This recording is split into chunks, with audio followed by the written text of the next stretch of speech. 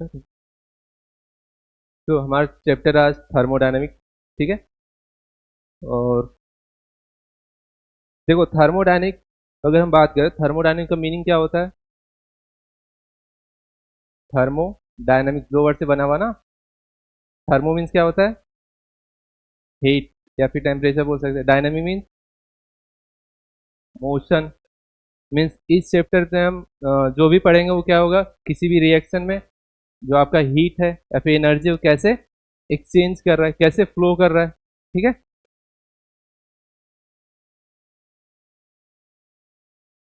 देखो आज हम जो कंप्लीट करेंगे इस चैप्टर में, ठीक है। फर्स्ट हमारा introduction, then types of system, next है function, state, path, work, heat, फिर थर्मोडायनेमिक प्रोसेस, और नेक्स्ट इससे रिलेटेड कुछ इंपॉर्टेंट क्वेश्चंस करेंगे, ठीक है।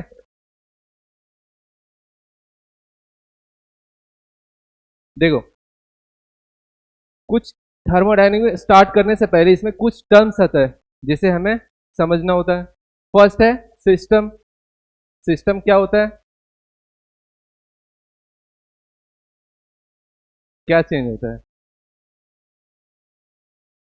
यानी जिस जिस बॉडी के बारे में हमें जानना है, जिसकी स्टडी करना है, वही क्या हो गया, सिस्टम। फॉर एग्जांपल अगर कोई कंटेनर है उसमें गैस फिल है, ठीक है, और उस गैस की हमें क्या करना है, स्टडी करना है, तो गैस क्या हो गया, सिस्टम। तो सिस्टम का डेफिनेशन क्या है, a system is defined as a specific part of universe और a specified portion of the matter which is under experimental investigation, ठीक है, उसको क्या बोलेंगे, सिस्टम। नेक्स्ट है surrounding, the rest part of universe in excluding the system is called surrounding. For example अगर ये है क्या, नहीं, ये यूनिवर्स है अगर, ठीक है, और इसके अंदर कोई ऑब्जेक्ट है जिसकी हमें स्टडी करनी हो, तो ये क्या हो गया, सिस्टम। और इसके जो सराउंडिंग है वो क्या हो गया, इसके जो सिस्टम के अलावा जो भी बच गया वो क्या हो गया, सराउंडिंग। और अगर ये दोनों को हम कंबाइन कर दें, सिस्टम और सराउंडिंग, क्या बनता है, यूनिवर्स। तो यूनिवर्स का डेफिनेशन क्या हो गया, सिस्टम और सराउंडिंग, ठीक है। अब देखो नेक्स्ट टर्म आता है बाउंड्रीज। बाउंड्री क्या होता है,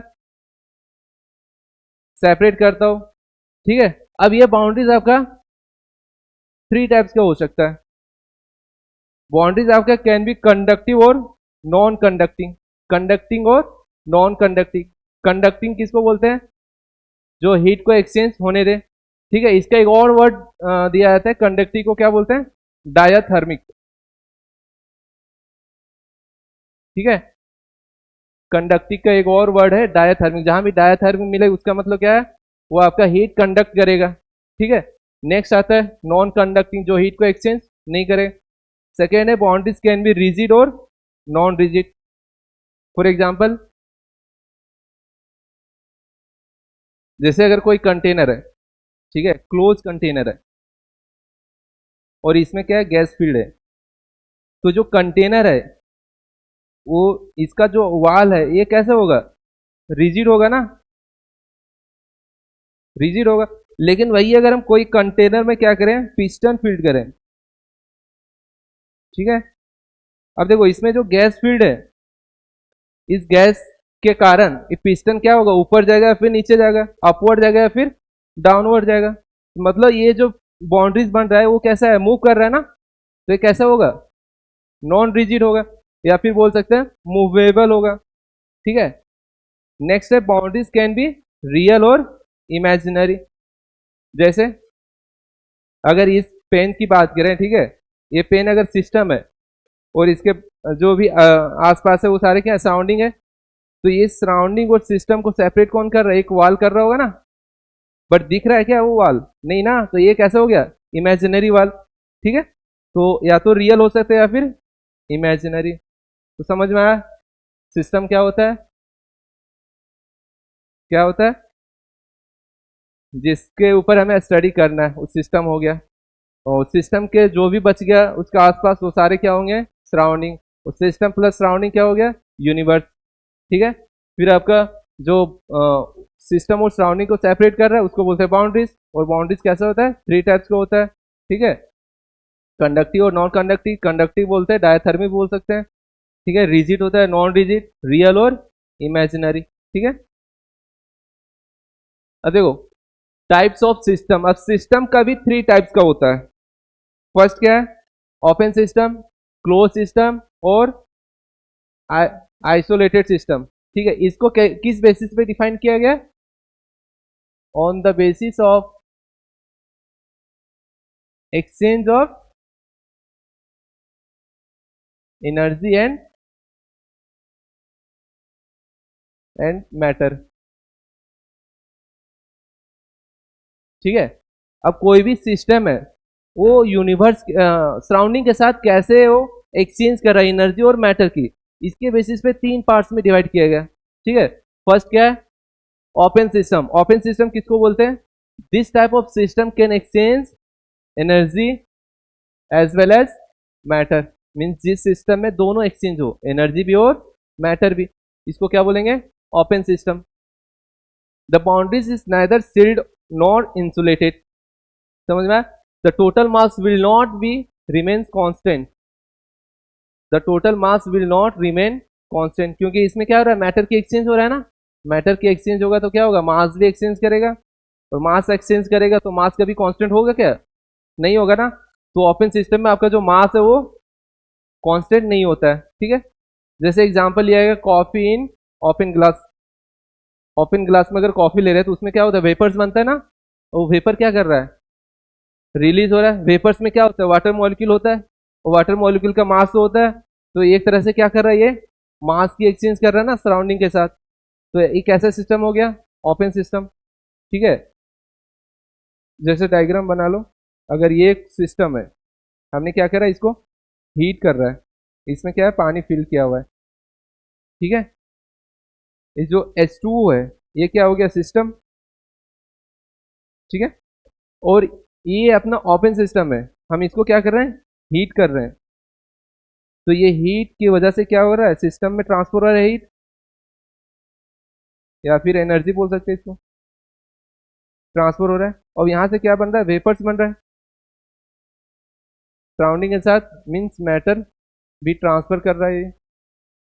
तो जिस सिस्टम में मैटर भी ट्रांसफर हो और हीट भी ट्रांसफर हो तो उसको क्या बोलेंगे, ओपन सिस्टम। ठीक है, नेक्स्ट आता है क्लोज सिस्टम। क्लोज सिस्टम किसको बोलेंगे, the type of system can exchange energy, ठीक है, in the form of heat हो सकता है, वर्क हो सकता है, या फिर रेडिएशन हो सकता है, but not matter with its surrounding.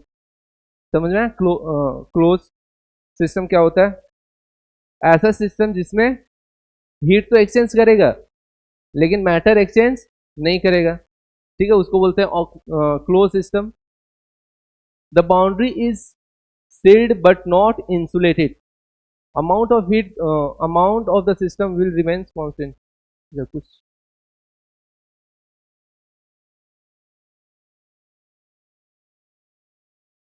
इसको कट कर, ठीक है, the boundaries is sealed but not insulated. ठीक है, बाउंड्री सील्ड होगा ना बट इंसुलेटेड नहीं होगी। इंसुलेटेड अगर होता तो फिर हीट की एक्सचेंज नहीं होता ना। जैसे अगर ये सिस्टम है, इसको हमने हीट किया, इसमें क्या पानी फिल किया हुआ है, तो ये हो गया सिस्टम, और ये क्लोज है ना। तो इस बार क्या होगा, वेपर्स बनेगा बट सराउंडिंग के साथ एक्सचेंज नहीं करेगा, ओनली क्या एक्सचेंज करेगा, ये हीट। ठीक है, बट मैटर की एक्सचेंज नहीं होगा। तो इस टाइप के सिस्टम को क्या बोलेंगे, क्लोज सिस्टम। ठीक है, तो 2 सिस्टम हो गया ना, open system and close system. Next आता है आइसोलेटेड सिस्टम। आइसोलेटेड सिस्टम किसको बोलेंगे, जिसमें दोनों की एक्सचेंज नहीं होगा। ठीक है, the system are perfectly insulated system and cannot interact in any way with its surrounding, that is neither matter nor energy can be exchanged with the surrounding। ठीक है, the boundary is sealed and insulated, इसमें boundaries क्या होगा, sealed होगा और insulated भी होगा, ठीक है। Universe can be consider as an isolated system, ऐसा कर सकते क्या? अगर यूनिवर्स को हम क्या कंसिडर करें, आइसोलेटेड सिस्टम, तो उसमें बताना एनर्जी और मैटर की एक्सचेंज होगा या नहीं होगा? नहीं होगा ना, क्योंकि हमने यूनिवर्स को ही क्या कंसिडर किया, आइसोलेटेड कर लिया ना। इसी के अंदर कौन आता है, सिस्टम और सराउंडिंग। अगर हम इसको कंसिडर कर रहे हैं क्या, आइसोलेटेड सिस्टम, तो बता ये इसके अब ये एनर्जी कहीं से ट्रांसफर कर सकता है क्या? नहीं कर सकता ना, तो इसको क्या बोल सकते हैं हम, एक आइसोलेटेड सिस्टम है। कब, जब यूनिवर्स को हम कंसिडर कर रहे हैं आइसोलेटेड सिस्टम, तो एनर्जी की भी और मैटर की भी ट्रांसफर नहीं होगा, ठीक है। फॉर एग्जाम्पल कॉफी इन थर्मोफ्लास्क, ठीक है, यहाँ तक कोई दिक्कत? इतना तक आता होगा ना।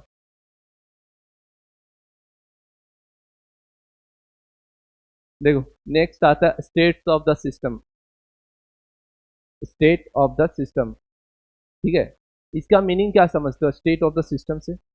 कोई भी सिस्टम अगर कोई एक पर्टिकुलर स्टेट में है, समझो कोई भी सिस्टम अगर एक पर्टिकुलर स्टेट में, मीन्स उसके क्या क्या डिफाइंड होगा, उसका डिस्टेंस डिफाइंड होगा ना, उस जिस पोजीशन पे है वहाँ का टेम्परेचर डिफाइंड होगा, उसका वॉल्यूम डिफाइंड होगा, प्रेशर डिफाइंड होगा, ठीक है। मीन्स कोई भी सिस्टम एक पर्टिकुलर स्टेट में है तो वहाँ पे कुछ स्टेट वेरिएबल्स होंगे, जिसकी वजह से हम क्या बोल रहे हैं, वो सिस्टम एक पर्टिकुलर स्टेट में है। अगर हमें कोई सिस्टम को चेंज करना है, उसकी स्टेट को चेंज करना है, ठीक है, जैसे कोई बॉडी है, उसका उस टाइम पे टेम्परेचर भी कांस्टेंट, कुछ टेम्परेचर भी है, प्रेशर भी है, वो अपने कुछ वॉल्यूम ऑक्यूपाई किया होगा। आपने अगर क्या किया, उस बॉडी को कुछ डिस्टेंस में हमने मूव किया, मीन्स उस स्टेट से दूसरे स्टेट में, तो हमें क्या चेंज करना पड़ा, उसके डिस्टेंस को चेंज करना पड़ा ना। तो किसी भी स्टेट को अगर हमें एक पर्टिकुलर स्टेट से दूसरे स्टेट में चेंज करना हो तो कुछ वेरिएबल्स होते हैं जिसको हमें क्या करना होगा, चेंज करना होगा ना। अब वही उसी टाइप को अगर हम कंसिडर करें, ठीक है, तो हमारे पास दो फंक्शन होते हैं, एक स्टेट फंक्शन आता है, दूसरा पाथ फंक्शन, ठीक है। अब देखो स्टेट फंक्शन क्या होता है, those state variables which depends only upon initial and final state of the system but does not depends upon the path और mechanism follow by the system to achieve final state, ठीक है, is called state function. समझ में आया?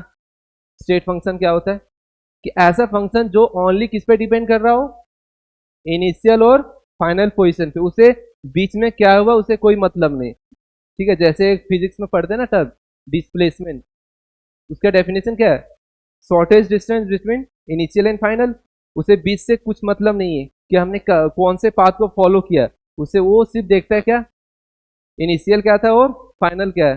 जैसे हम आगे चल के पढ़ेंगे इंटरनल एनर्जी, किसी भी बॉडी का अगर इंटरनल एनर्जी हमें निकालना हो, ठीक है, तो हम एग्जैक्ट निकाल सकते हैं क्या? नींद आ रहा है? बता, कोई भी ऑब्जेक्ट है, ठीक है, उसका अगर इंटरनल एनर्जी हमें निकालना हो तो हम निकाल सकते हैं क्या उसका? नहीं बता सकते ना कितना इंटरनल, क्योंकि इंटरनल एनर्जी में बहुत सारे पार्टिकल्स आते हैं, ठीक है। तो जब हम किसी भी चीज़ का एग्जैक्ट वैल्यू नहीं कैलकुलेट कर पाते हैं तो हम क्या देखते हैं उसका, इनिशियल और फाइनल, मतलब इनिशियल में क्या कितना एनर्जी था, फाइनल में क्या गया, चेंज कितने का है, ठीक है। तो स्टेट फंक्शन भी वही है, जिसका हमें एग्जैक्ट वैल्यू नहीं निकाल सकते, वो ओनली डिपेंड करेगा इनिशियल और फाइनल पोजिशन पे, ठीक है। देखो state function are denoted by capital letters, chemistry में थर्मोडायनेमिक्स में जहां भी कैपिटल लेटर से कोई अगर डिनोशन मिल रहा है ना, वो किसका होगा, स्टेट फंक्शन डिफाइन करेगा, ठीक है। जैसे एग्जांपल है ना, कैपिटल ई क्या बोलते हैं, इंटरनल एनर्जी, ठीक है, एनर्जी नहीं है, इंटरनल एनर्जी है, या तो ई से डिनोट करते हैं या फिर कैपिटल यू से, ठीक। नेक्स्ट है एच, इसको क्या बोलते हैं, इंथैल्पी बोलते हैं। S entropy, G Gibbs energy, T P V volume, ये सारी कैसे क्वांटिटी है, स्टेट फंक्शन। समझ में आया?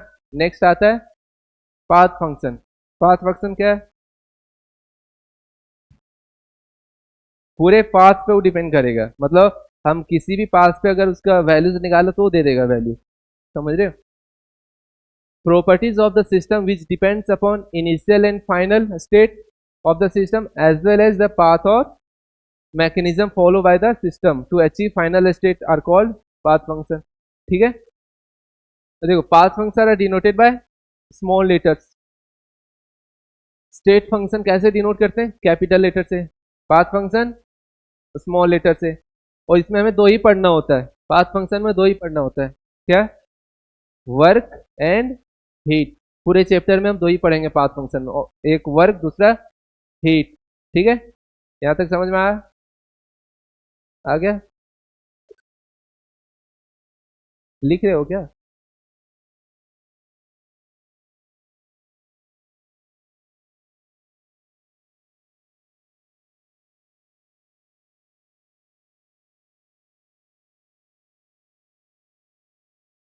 नोट्स है,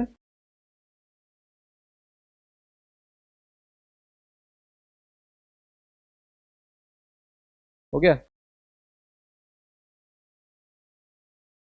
अब देखो थर्मोडायनेमिक प्रॉपर्टीज, दो प्रॉपर्टीज पढ़ते हैं ना यहाँ पे, एक्सटेंसिव और इंटेंसिव।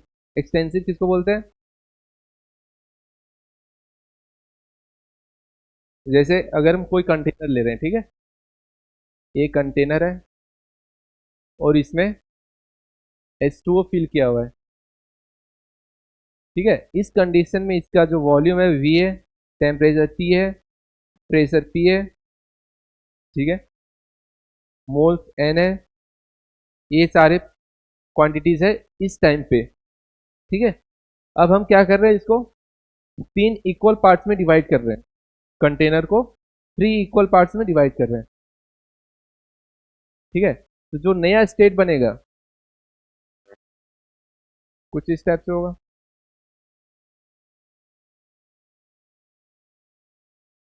ठीक है। इसमें भी क्या होगा, H2O ही होगा। चलो अब बताना कि जो हमने चेंज किया, ठीक है, पहले था volume V, temperature T, pressure P और मोल्स N था। अब जो नया स्टेट बनेगा इसका प्रेशर क्या होगा, P होगा, वॉल्यूम V/3, कितना होगा वॉल्यूम, इसका P था, प्रेशर P था, वॉल्यूम V था, टेम्परेचर T था, मोल्स N था, ठीक है। हमने क्या किया, इसको डिवाइड किया थ्री इक्वल पार्ट्स में, हमने डिवाइड किया थ्री इक्वल पार्ट्स में। अब जो नया कंटेनर बना, इस कंटेनर का प्रेशर कितना है P, वॉल्यूम कितना होगा V/3, मोल्स क्या होगा N/3, टेम्परेचर क्या होगा T, समझना। सेम कंडीशन इसमें भी होगा ना, इसमें भी P होगा V/3, N/3 और T, सेम इसमें भी होगा P V/3, N/3 और T, ठीक है। तो देखो यहाँ से हमें कुछ सीखने को मिलेगा कि हमने एक कंटेनर को क्या क्या डिवाइड किया। अब इसमें से चेंज कौन से क्वांटिटी हुआ है, एक तो वॉल्यूम चेंज हुआ, दूसरा मोल चेंज हुआ, बाकी प्रेशर और टेम्परेचर कांस्टेंट है ना, ठीक है। तो देखो जो क्वांटिटी चेंज कर गया, जब इसका साइज और शेप हमें चेंज करने पर, तो उस क्वांटिटी को क्या बोलेंगे, एक्सटेंसिव प्रॉपर्टी, समझ में आया। यानी ऐसा क्वांटिटीज जिसको हमें जो साइज और शेप पे डिपेंड कर रहा हो, ठीक है। हम ये साइज था पहले, हमने क्या किया, इसको डिवाइड कर दिया थ्री इक्वल पार्ट्स में। अब इसका क्या हुआ क्वांटिटी, अगर इसमें V था तो ये V/3 हो गया, यानी वॉल्यूम क्या हुआ, चेंज कर गया। आपका मोल्स था N, तो अब हो गया N/3, मोल्स भी चेंज कर गया ना। टेम्परेचर चेंज नहीं हुआ, प्रेशर चेंज नहीं हुआ, तो जो चेंज कर गया वो एक्सटेंसिव हो गया, जो चेंज नहीं किया वो इंटेंसिव प्रॉपर्टी, समझ में आया।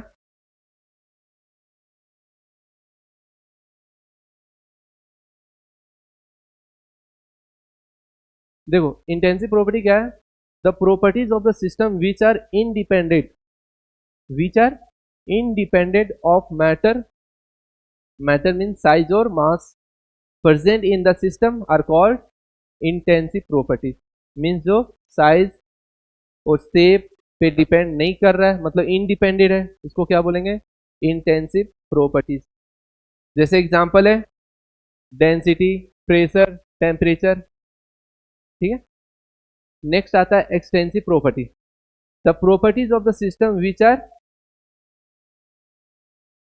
डिपेंडेंट होगा, which are dependent on matter, matter means mass और size, present in the system are called extensive properties.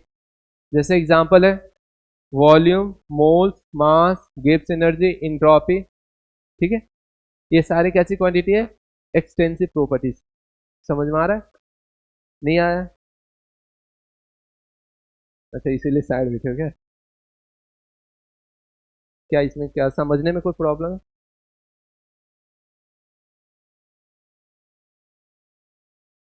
अच्छा ये समझ में ना है कि इंटेंसिव प्रॉपर्टी होता क्या है, जो शेप और साइज पे डिपेंड नहीं करता हो, मतलब चेंज नहीं करता। जैसे हमने देखा ना एक कंटेनर था, कंटेनर को हमने, कंटेनर को क्या बोलते हैं?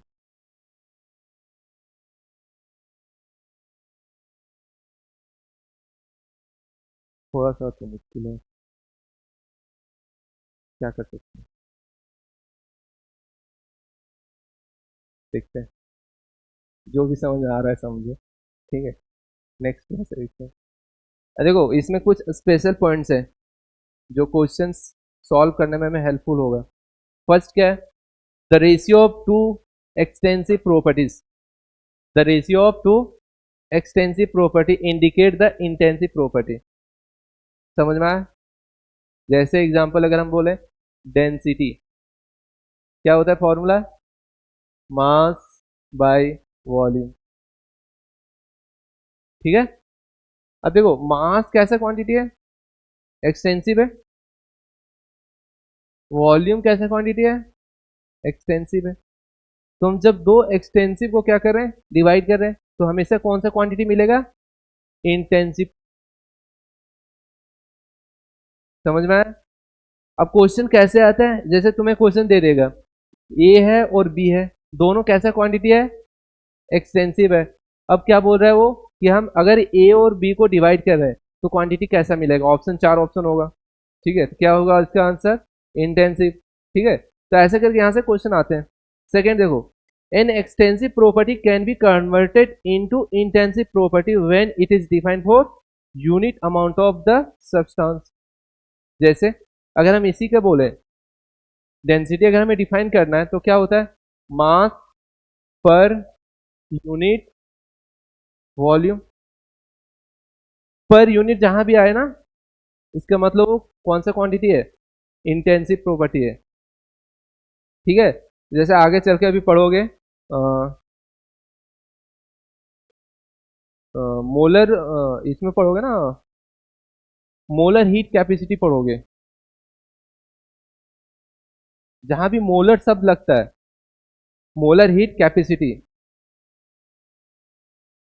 जैसे हीट कैपेसिटी कैसा क्वांटिटी है, एक्सटेंसिव, लेकिन अगर उसके आगे मोलर लग गया, हाँ, तो क्या हो जाएगा वो, इंटेंसिव प्रॉपर्टीज हो जाएगा, ठीक है। नेक्स्ट देखो, intensive properties of the substance are non additive in nature. इसका मतलब समझो, non additive in nature while extensive properties are additive in nature. इसका मीनिंग समझ में आया? जैसे कोई बता सकते हो एडिटिव नेचर और नॉन एडिटिव नेचर? हाँ, अभी हमने देखा था ना जस्ट इससे पहले, ठीक है। ये देखो, ये कैसा क्वांटिटी था, वॉल्यूम, मोल्स, एक्सटेंसिव था ना, ठीक है। ये वॉल्यूम था इनिशियल का, हमने इसको क्या किया, डिवाइड किया, तो V/3 V/3 V/3। अगर टोटल वॉल्यूम निकालना तो क्या कर सकते हैं, ऐड कर सकते हैं ना, यानी V/3 plus V/3 plus V/3 कितना आएगा, 3V/3 यानी V। लेकिन अगर हमें एक्सटेंसिव प्रॉपर्टीज को ऐड करना हो, इनिशियल में कितना था, कैपिटल टी और कैपिटल पी, फाइनल में कितना है, कैपिटल टी और कैपिटल पी। अगर हम इसको ऐड करते हैं, सोचो, अगर हम इधर ऐड करते हैं क्या होगा, T plus T plus T यानी 3T। ये पॉसिबल है क्या, नहीं ना, क्योंकि हमें जो ओरिजिनल लिया था वो टेम्परेचर टी था, फाइनल कितना आ रहा है 3T। तो इससे हम क्या बोल सकते हैं, जो इंटेंसिव प्रॉपर्टी होता है वो नॉन एडिटिव नेचर होता है, मतलब उसे ऐड नहीं कर सकते हैं। लेकिन जो एक्सटेंसिव प्रॉपर्टी होता है वो हम इसका यूज कहाँ पे करते हैं पता है? एक चैप्टर आता है इलेक्ट्रोकेमिस्ट्री, ठीक है, इलेक्ट्रोकेमिस्ट्री, वहां पे एक आएगा टर्म ईएमएफ, इलेक्ट्रोमोटिव फोर्स। क्या होता है वो? ईएमएफ कैसा नेचर शो करता है वो? इंटेंसिव प्रॉपर्टी होता है ना। तो वहां पर जब भी हम रिएक्शन को ऐड करते हैं तो डायरेक्ट ईएमएफ को नहीं ऐड करते हैं, किसके टर्म में उसको यूज करते हैं? डेल्टा जी के टर्म में यूज करते हैं, जिसको बोलते हैं गिब्स फ्री एनर्जी। और गिब्स फ्री एनर्जी कैसा क्वांटिटी है? एक्सटेंसिव प्रॉपर्टी है, ठीक है, तो हम इसका यूज वहां पे करते हैं।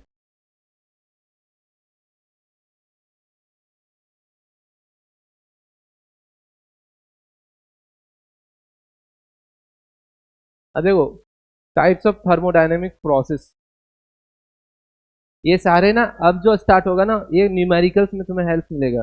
न्यूमेरिकल्स में इस टर्म्स की मतलब समझ में आना चाहिए। क्वेश्चंस में मिलेगा कहीं आइसोथर्मल है, आइसोकोरिक है, आइसोबारिक है, एडियाबैटिक प्रोसेस है, साइक्लिक है, तो इसका मीनिंग समझ में आना चाहिए, ठीक है।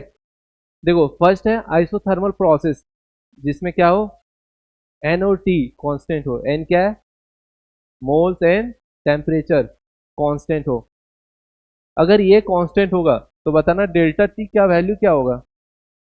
जीरो होगा ना, क्योंकि टाइम टेम्परेचर जो इनिशियल होगा वही फाइनल होगा। और जब चेंज निकालते हैं क्या था, फाइनल माइनस इनिशियल, यानी सेम वैल्यू उसकी माइनस करेंगे तो क्या होगा? जीरो। तो आइसोथर्मल जो डेल्टा टी होता है वो क्या होता है? Zero. Temperature of the system remains constant throughout the system, that means ये डेल्टा टी जीरो और T constant. Delta T zero और टी कांस्टेंट। नेक्स्ट क्या है? Volume and pressure are variables.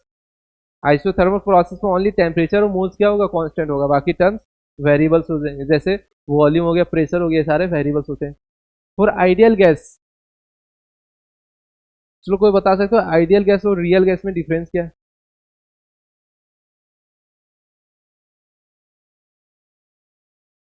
फिर वही फिर मेरे को पूछना पड़ेगा कि हेनरी लॉस क्या होता है।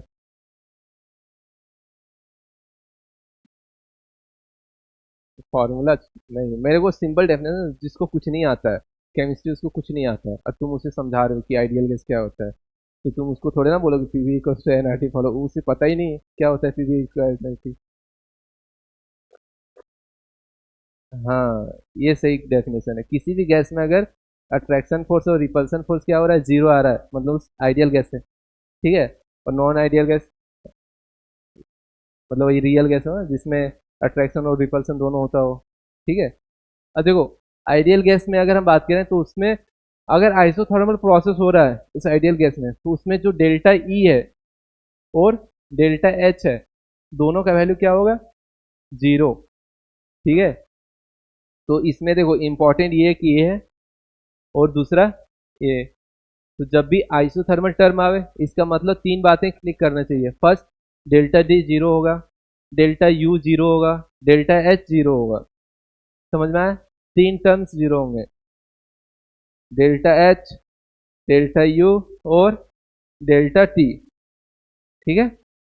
नेक्स्ट टर्म आता है आइसोबारिक प्रोसेस, जिसमें मोल्स और प्रेशर, मोल्स जानते हो?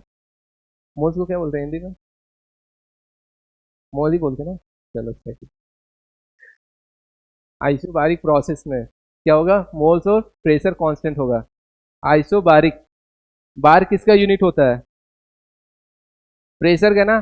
तो सिंपल डेफिनेशन देखो, डेफिनेशन से नाम में याद रखने की कोशिश करो। आइसोबारिक जहां भी आए मीन्स बार होता है प्रेशर का यूनिट, वहां पे प्रेशर कांस्टेंट होगा।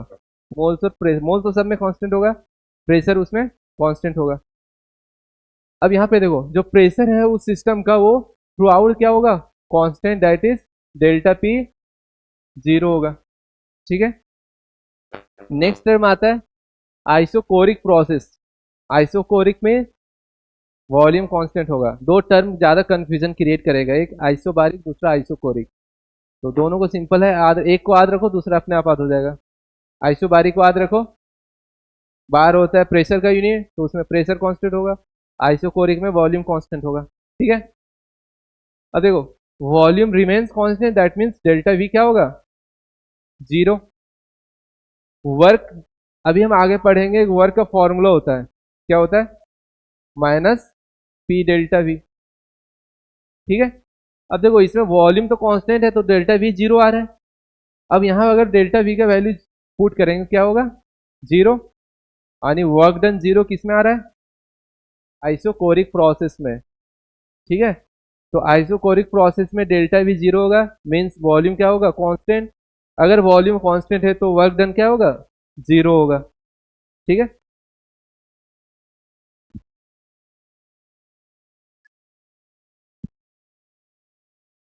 थोड़ा सा प्रॉब्लम तो होगा,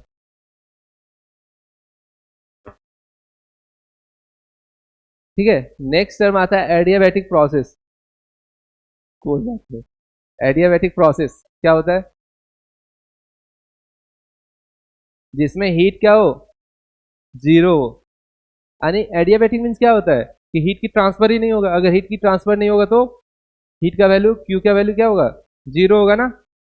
अब देखो इसमें क्या है, no heat exchange between system and surrounding takes place during entire process, means Q का वैल्यू क्या होगा, जीरो। टेम्परेचर, वॉल्यूम, प्रेशर, ये सारे कैसे होंगे, वेरिएबल्स, यानी वेरीज करेंगे, ठीक है।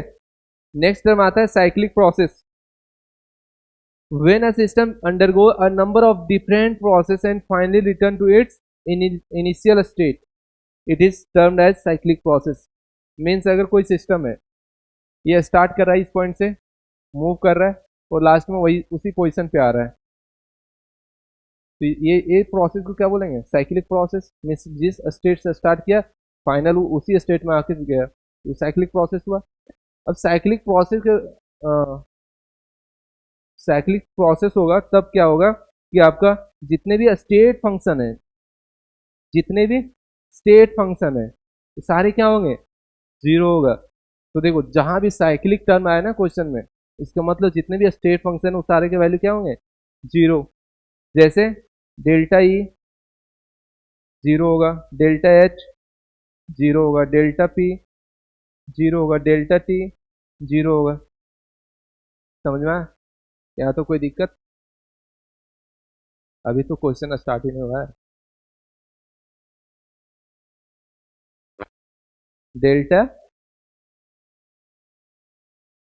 अभी तो आएगा ना आगे, तो स्टार्ट है, यहाँ तक कोई दिक्कत है, ठीक है।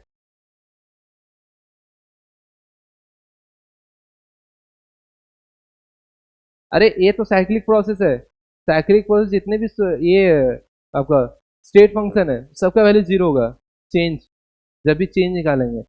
इसका मतलब क्या है, जीरो मतलब क्या है कि जो आपका इंटरनल एनर्जी है, या फिर इसको ई बोलते हैं, या फिर एच है, या फिर पी है, या फिर टी है, ये सारे कांस्टेंट होते हैं।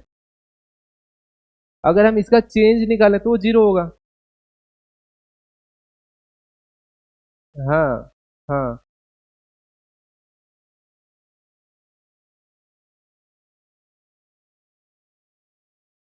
इसमें ये भी कांस्टेंट होता है, डेल्टा ई मतलब क्या बोल रहा है, ई कांस्टेंट है। अभी हम आगे देखेंगे इंटरनल एनर्जी कांस्टेंट होता है, अगर कांस्टेंट है तो डेल्टा ई जीरो ही होगा ना, आगे देखेंगे इसमें, ठीक है। यहाँ तक समझ में आया, चलो। अब दो टर्म आता है, रिवर्सिबल प्रोसेस और इरिवर्सिबल प्रोसेस। कोई बता सकते हो, पढ़ तो आया ना, पढ़े तो हो एक बार, क्या होता है।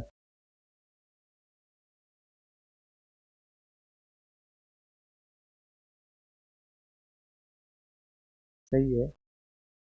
और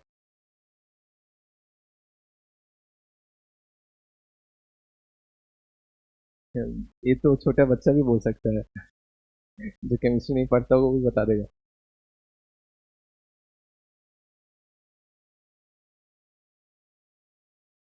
सिंपल समझते हैं, ठीक है।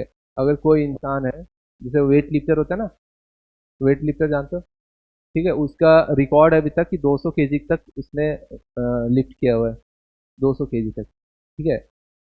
और अगर हम उसे चैलेंज दे दें, उसका मैक्सिमम 200 था, हमने उसमें 5 या 10 kg ऐड कर दिए और फिर बोल रहे हैं उसको लिफ्ट करने के लिए, बट चैलेंज दिए गए, वो तो कोशिश तो करेगा, ठीक है।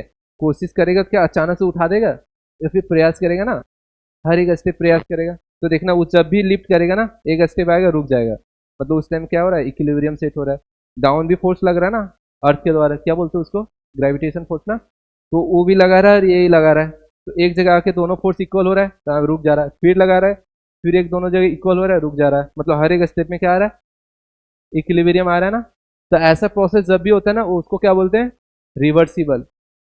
इरिवर्सिबल क्या है, उसी इंसान को अगर हम 100 kg का वेट दे दे तो वो अचानक से लिफ्ट कर देगा ना, तो उसमें इक्विलिब्रियम आया क्या, बीच में कहीं नहीं आया ना, मतलब एक सिंगल स्टेप में काम किया। तो जब भी सिंगल स्टेप में हो उसको क्या बोलते हैं, रिवर्सिबल रिएक्शन। समझ में आया, जहां भी मल्टी स्टेप लग रहा है उसको कंप्लीट करने के लिए, मतलब हर एक स्टेप में उसका इक्विलिब्रियम आ रहा है, तो उसको क्या बोलेंगे, रिवर्सिबल। और जो सिंगल स्टेप में कर रहा है उसको क्या बोलेंगे, इरिवर्सिबल प्रोसेस। समझ में आया। अब देखो पढ़ो, रिवर्सिबल में क्या है, फर्स्ट क्या है, the process in which all changes occur at any part of the system are exactly reverse when your small changes in variables are carry out in opposite direction. वही है ना, हर एक स्टेप में एक छोटा सा भी चेंज कर रहा है उसमें क्या आ रहा है, इक्विलिब्रियम आ जा रहा है, ठीक है। सेकेंड पॉइंट देखो, driving force should be infinitesimally greater than the greater than हाँ?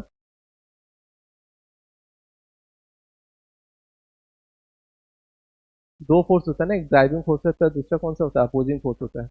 यहाँ पे अपोजिंग फोर्स होगा,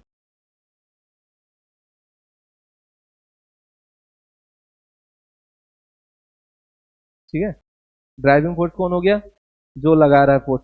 अपोजिंग फोर्स कौन हो गया, जो इसको अपोज कर रहा है, मीन्स ग्रेविटेशनल फोर्स, ठीक है। तो दो फोर्स होता है, तो इसमें क्या होता है, बहुत कम ग्रेटर, मतलब लगभग दोनों सेम फोर्स होते हैं, अपोजिंग फोर्स और ड्राइविंग फोर्स। इसीलिए तो ऑब्जेक्ट क्या हो रहा है, इक्विलिब्रियम अटेन कर रहा है ना, फोर्स में ज्यादा डिफरेंस नहीं होता।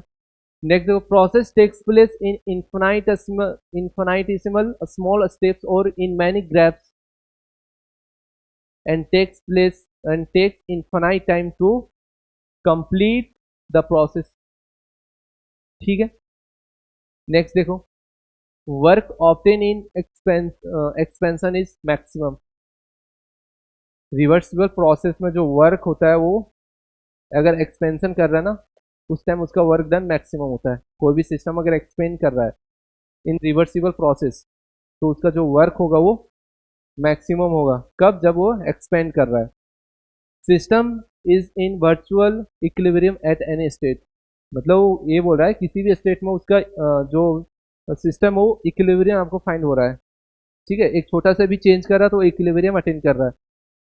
नेक्स्ट है, जो पी एक्सटर्नल होगा वो पी इंटरनल प्लस डीपी होगा, मतलब ये दोनों लगभग सेम होगा, प्रेशर एक्सटर्नल का और इंटरनल का। जैसे अगर कोई सिस्टम है इसमें पिस्टन लगा हुआ है, इसमें गैस फिल्ड किया हुआ है, ठीक है।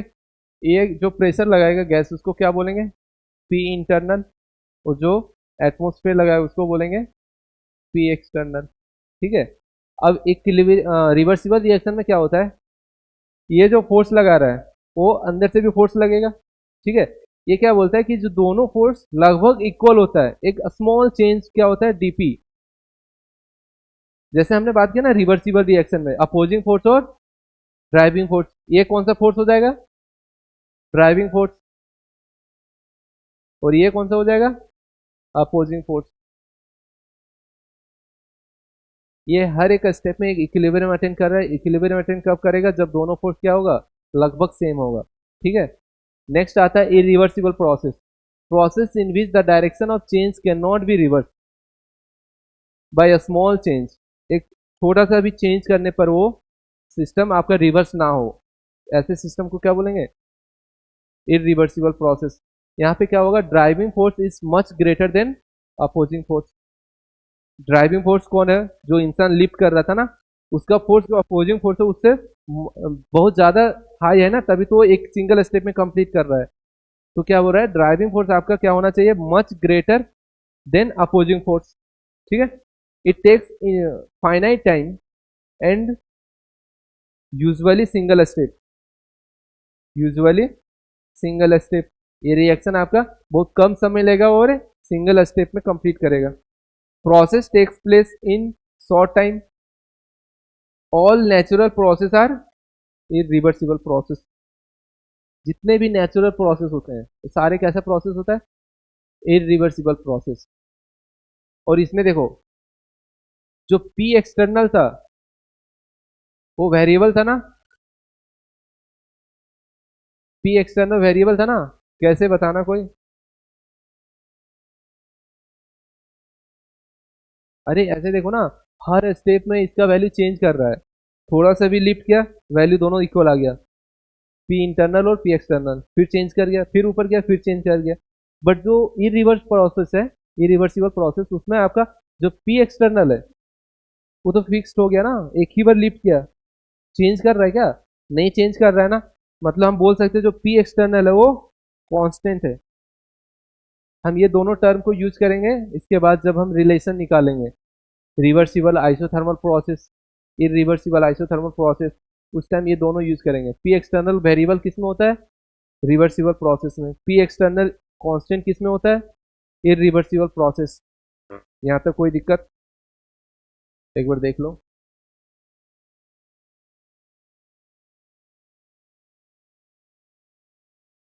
समझ में तो आया ना।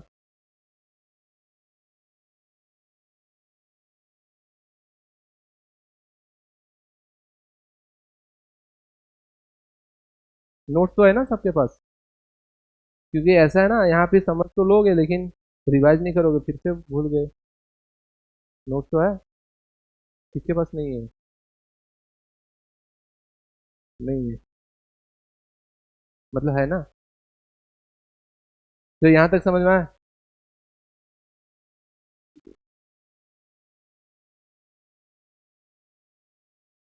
नेक्स्ट आता है वर्क एंड हीट। अब यहाँ से स्टार्ट होगा न्यूमेरिकल्स के लिए।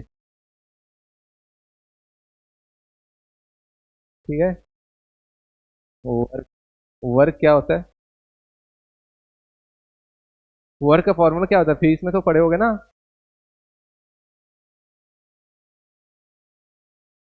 हाँ क्या बोल रहे हैं, फोर्स इंटू डिस्प्लेसमेंट।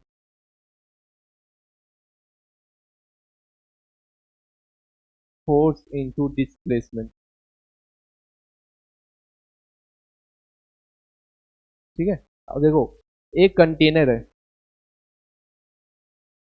इसमें पिस्टन लगा हुआ है,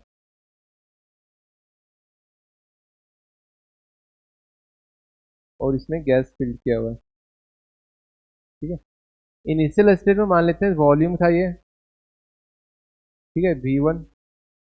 ठीक है, अब गैस क्या कर रहा है, ये एक्सपेंड कर रहा है। एक्सपेंड करेगा तो पिस्टन मूव करेगा, अगर मूव करेगा तो मान लेते हैं पिस्टन यहाँ पे आ गया इस पॉइंट पे।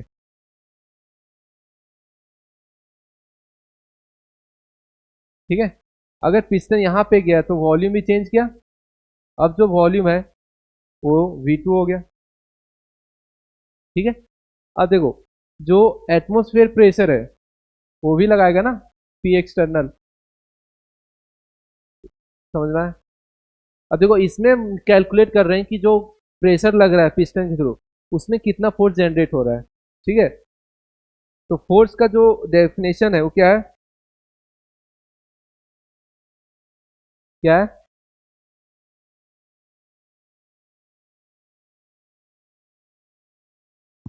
चलो बताओ। अगर हमें इस सिस्टम का प्रेशर निकालना हो, क्योंकि ये तो डेफिनेशन हो गया ना वर्क का, अगर हमें प्रेशर निकालना, पी एक्सटर्नल क्या होगा, प्रेशर का फॉर्मूला क्या होता है, फोर्स पर यूनिट एरिया, यही होता है ना। तो फोर्स बाय ए होगा, एरिया क्या है, ये है ना,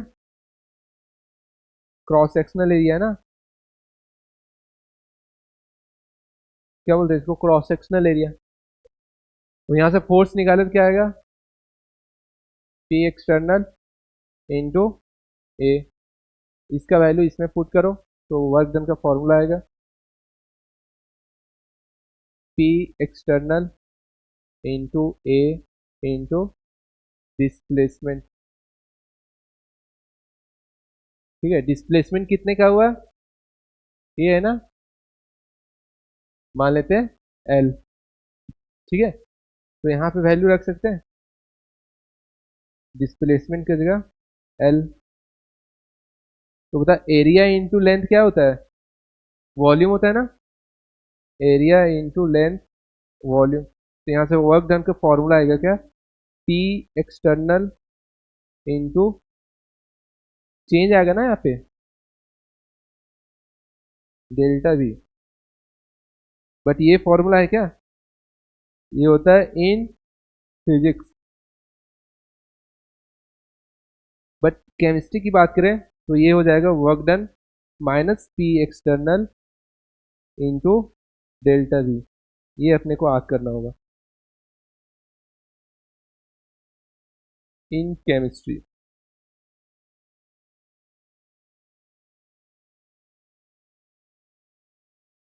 समझ में आया। तो वर्क डन का फॉर्मूला क्या हुआ, minus P external into delta V। Delta V क्या है, V2 माइनस V1। लिख लेना कहीं पे, delta V V2 minus V1। अब इसमें जो इम्पोर्टेंट है ना वो है क्या, साइन कन्वेंशन। साइन कन्वेंशन सबसे ज्यादा इंपॉर्टेंट है, एक साइन कन्वेंशन, दूसरा यूनिट।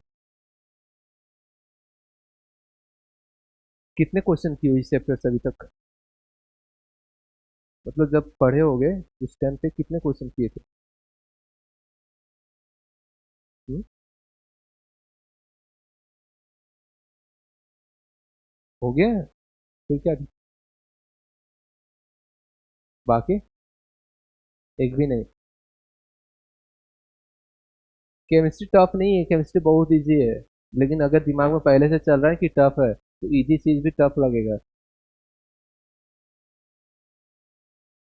क्या इसमें कॉन्सेप्ट क्या है इसमें, मेरे को बता, कहाँ पे तुम्हें ऐसा लगा। अरे थ्योरी अपने को थोड़ी ना मतलब है, अपने को क्वेश्चन करने से मतलब है। क्वेश्चन के लिए थ्योरी थोड़ी ना कंपलसरी होता है।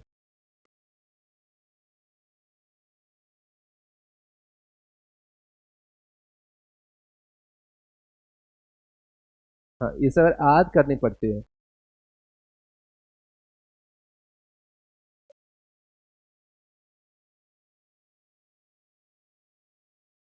हो गया यहाँ तक, आ गया समझ में।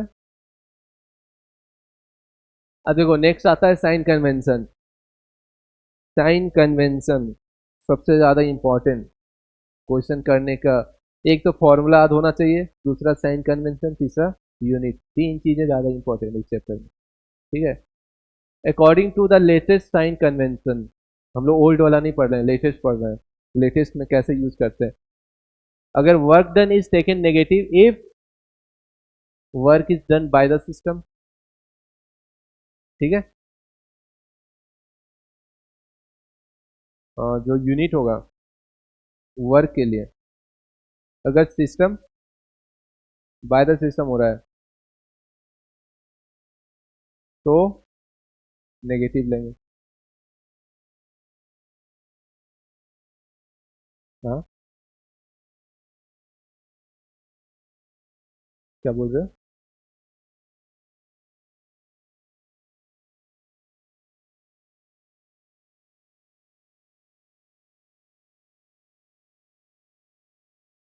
अच्छा वो पिछला वाला बोल रहा था क्या, बट सिस्टम को हमने एक्सपेंड किया था।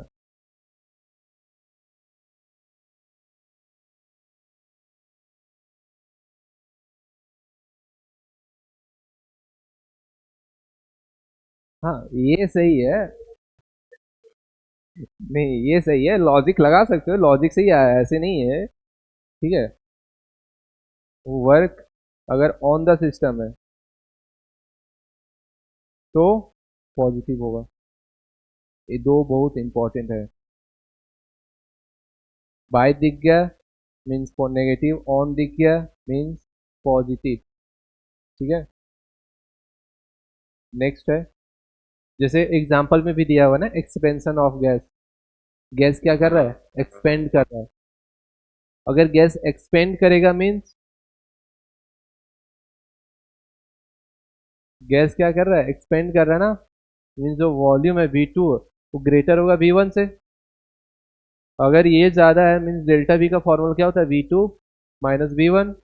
V2 क्या है, V1 से ज्यादा है, मीन्स ये वैल्यू ज्यादा होगा, टोटल क्या आएगा, पॉजिटिव। और वर्क डन का फॉर्मूला क्या होता है, minus P into delta V। Delta V आ रहा है पॉजिटिव, ये नेगेटिव, वर्क डन क्या होगा, नेगेटिव। अगर हम बोले सिस्टम कंप्रेस कर रहा है तो V1 is greater than V2, तो डेल्टा V क्या होगा, V2 माइनस V1। अगर ये वैल्यू ज़्यादा है तो टोटल क्या आएगा, ओवरऑल नेगेटिव होगा। तो ओवरऑल नेगेटिव हो तो वर्डन की फॉर्मूला क्या होता है, minus P delta V। Delta V आ रहा है नेगेटिव, नेगेटिव और negative positive, means work done on the system. ये क्या था, work done by the system, तो ये क्या आ रहा है, ऑन द सिस्टम। समझ में आया, सबको आ गया। अब इसमें तो आना चाहिए, अब इसके बाद भी लेक्चर लगेगा क्या। नेक्स्ट वही लिखा है, work done is taken positive if it is done on the system, ठीक है, since energy of the system increase. Example वही compression, V1 is greater than V2 तो डेल्टा V नेगेटिव, तो वर्क डन पॉजिटिव। समझ में आ रहा है ना। नेक्स्ट देखते हैं, हीट एक्सचेंज। ठीक है, हीट एक्सचेंज की डेफिनेशन क्या है, जहां भी टेम्परेचर क्या हो, डिफरेंस आ रहा हो, means higher to low, lower to higher, तो हीट की तो एक्सचेंज होगा ना उस टाइम, तो उसी को क्या बोलते हैं, हीट। जो एक्सचेंज हो रहा है वही होता है अपना हीट। अब हीट क्या है, heat is a path function. Work भी कैसा था, पाथ फंक्शन था ना, वर्क पाथ फंक्शन दो ही है ना अपने पास, एक वर्क दूसरा हीट, दोनों कैसे है, पाथ फंक्शन। ठीक है, इसमें भी साइन कन्वेंशन इंपॉर्टेंट है।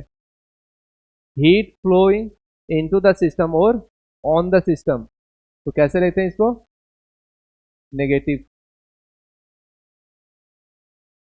एक मिनट, पॉजिटिव होगा ना ये, तो हीट होगा आपका पॉजिटिव। और अगर heat flowing out the system और release by the system, then आपका जो हीट होगा वो नेगेटिव। देखो सिंपल से समझो, जैसे दो रिएक्शन होता है, एक एक्सोथर्मिक दूसरा एंडोथर्मिक। एक्सोथर्मिक रिएक्शन में क्या होता है, हीट रिलीज या एब्जॉर्ब, रिलीज होता है ना, रिलीज हो रहा है मीन्स साइन कैसा रहता है, नेगेटिव। वही यहाँ भी है, अगर सिस्टम क्या कर रहा है, एनर्जी रिलीज कर रहा है तो साइन कैसा होगा, नेगेटिव होगा। लेकिन अगर सिस्टम हीट एब्जॉर्ब कर रहा है, मतलब सिस्टम को एनर्जी दे रहे हैं, तो साइन कैसा होगा, पॉजिटिव। समझ में आया? जो बताना, work done by the system, sign कैसा होगा, work done by the system, positive. कौन बोला है, work done by the system negative, work done on the system positive, heat release by the system negative, heat release by the system negative, heat absorb by the system positive. समझ में आया, चार चार important था हमारे लिए, तो लिख रहे हो क्या। अब देखो नेक्स्ट, यूनिट, ये कन्वर्जन याद रखना होगा, इस चैप्टर में काम आएगा। जैसे 1 कैलोरी बराबर कितना होता है, यानी अप्रोक्स हम कितना लेते हैं, 4.2 जूल। 1 कैलोरी बराबर 4.2 जूल। 1 लीटर एटीएम अगर जूल में कन्वर्ट करना हो तो 101.3 जूल। ठीक है, अगर कैलोरी में कन्वर्ट करना हो तो 24 कैलोरी लेते हैं, अप्रोक्स लेना 24 कैलोरी। अगर उसको हमें अर्ग में कन्वर्ट करना है तो 10⁻⁷ से मल्टीप्लाई करते हैं। ये कन्वर्जन आना चाहिए।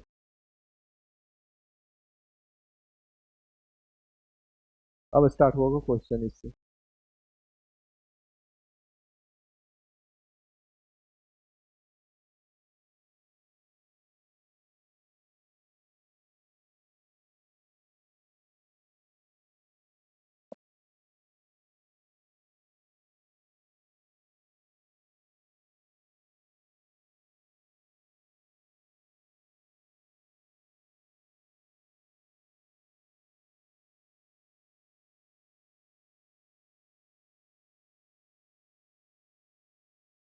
हो गया? बताना। 1 कैलोरी कितना होता है बिना देखे? 4.2 जूल। 4.2 जूल। 1 कैलोरी बराबर 4.2 जूल। और 1 लीटर एटीएम बराबर, अगर जूल में पूछे तो 101.3 जूल। ठीक है। 1 लीटर एटीएम बराबर 101.3 जूल। ठीक है। अगर उसको बोले कैलोरी में तो 1 लीटर एटीएम बराबर 24 कैलोरीज। ठीक है। अगर हम बोले 1 लीटर एटीएम को कन्वर्ट करना है अर्ग में, अर्ग कैसा यूनिट है? सीजीएस यूनिट है ना।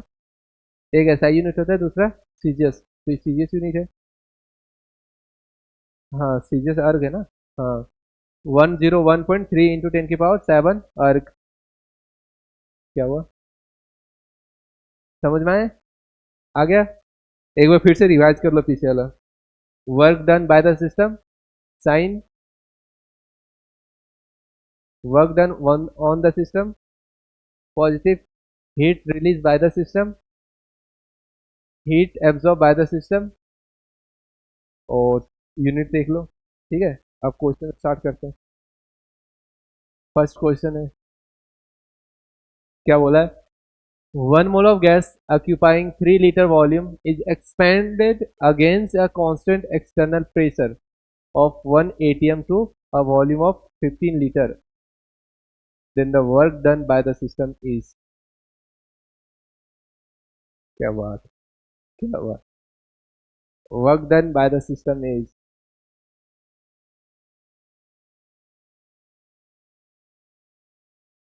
होगा फर्स्ट वाला होगा ना। अब देखो, हमें ये चीज पता होना चाहिए ना कि work done by the system on the system sign कैसे लेंगे। चार, तीन ऑप्शन में सारा पॉजिटिव दिया हुआ है, नेगेटिव हमें एक ही वैल्यू है। फर्स्ट ऑप्शन देखो, बिना कैलकुलेशन के हम जवाब दे सकते हैं इस टाइप के क्वेश्चन के। ठीक है। नीट का लेवल का क्वेश्चन है ये सारे, हाई लेवल का क्वेश्चन नहीं आता है। सेकेंड में देखो,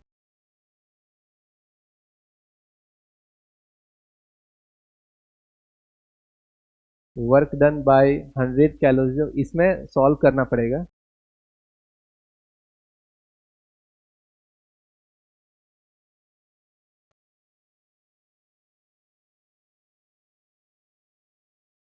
ये क्वेश्चन अभी आना नहीं चाहिए था, आ गया। ये आगे हम देखेंगे आइसोथर्मल प्रोसेस। ठीक है। हाँ, ये तो दे सकते जाओ ना। Temperature and volume are not extensive, intensive, extensive intensive, और इंटेंसिव एक्सटेंसिव।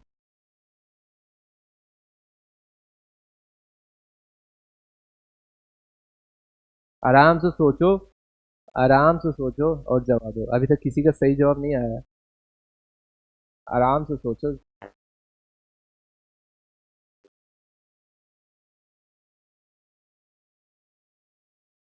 आर नॉट बोला है, आर नॉट। मैंने बोला ना, क्वेश्चन को आराम से पढ़ो। ठीक है। तुम्हारे साथ अच्छा से खेल सकता है क्वेश्चन। आर नॉट बोला है।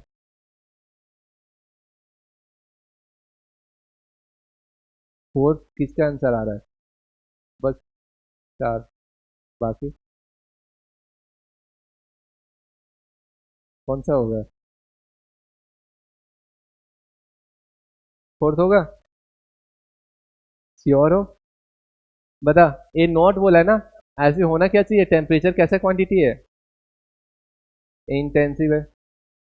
और वॉल्यूम एक्सटेंसिव। ऐसा होना चाहिए, बट ये बोल रहा है नहीं है।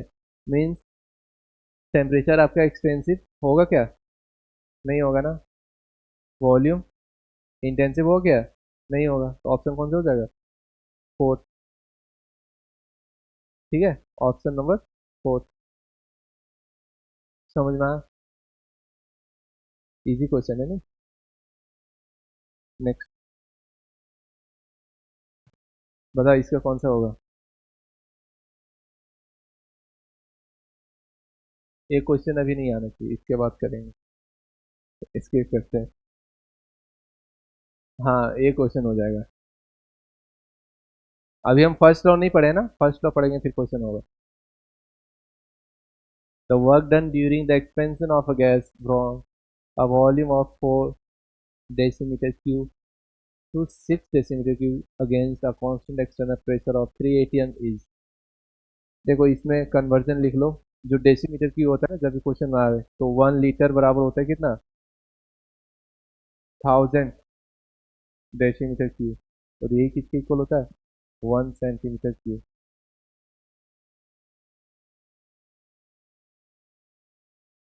सॉल्व तो करो।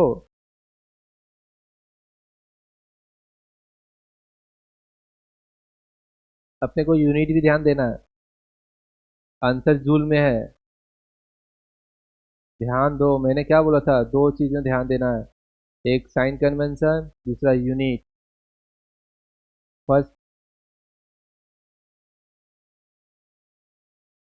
पता नहीं है, सॉल्व करना पड़ेगा। ठीक है ना।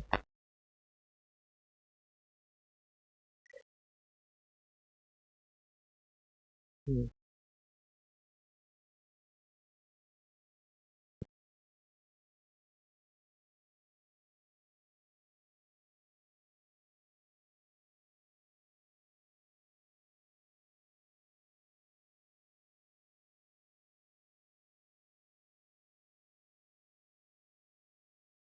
पहले लीटर में चेंज करेंगे ना। लीटर में चेंज करेंगे ना पहले। अरे लीटर वहां नहीं दिया है, वैल्यू तो देखो।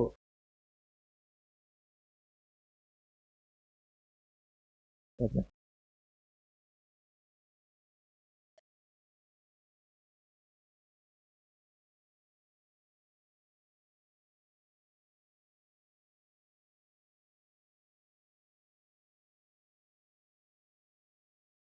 बाकी कौन सा आ रहा है तुम्हारा।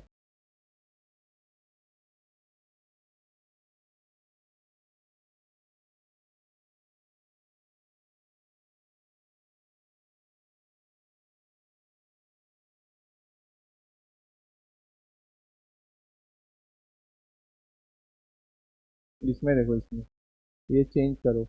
1 डेसीमीटर क्यूब, 1000 सेंटीमीटर क्यूब, ये होगा। अब आएगा कौन सा आंसर।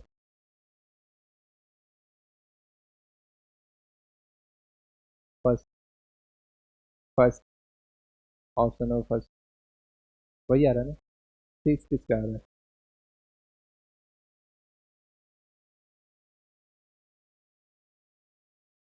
दोनों सेम है।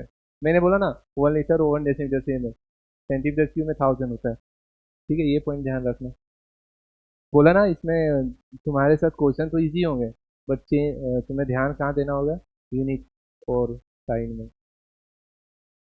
फर्स्ट होगा ना, फर्स्ट ही होगा ना, या फिर ऐसे बोल रहे हो। Minus P delta we. P कितना है, -3 ATM। यूनिट के साथ लिखना कभी भी सॉल्व करोगे तो। ठीक है। डेल्टा वी कितना है, 6 - 4, ये लीटर में कितना है, -3 ATM इंटू 2 लीटर, यानी -6 लीटर ATM। तो जूल में कन्वर्ट करो, तो 1 लीटर ATM कितना होता है, 101.3 जूल। कितना आ गया।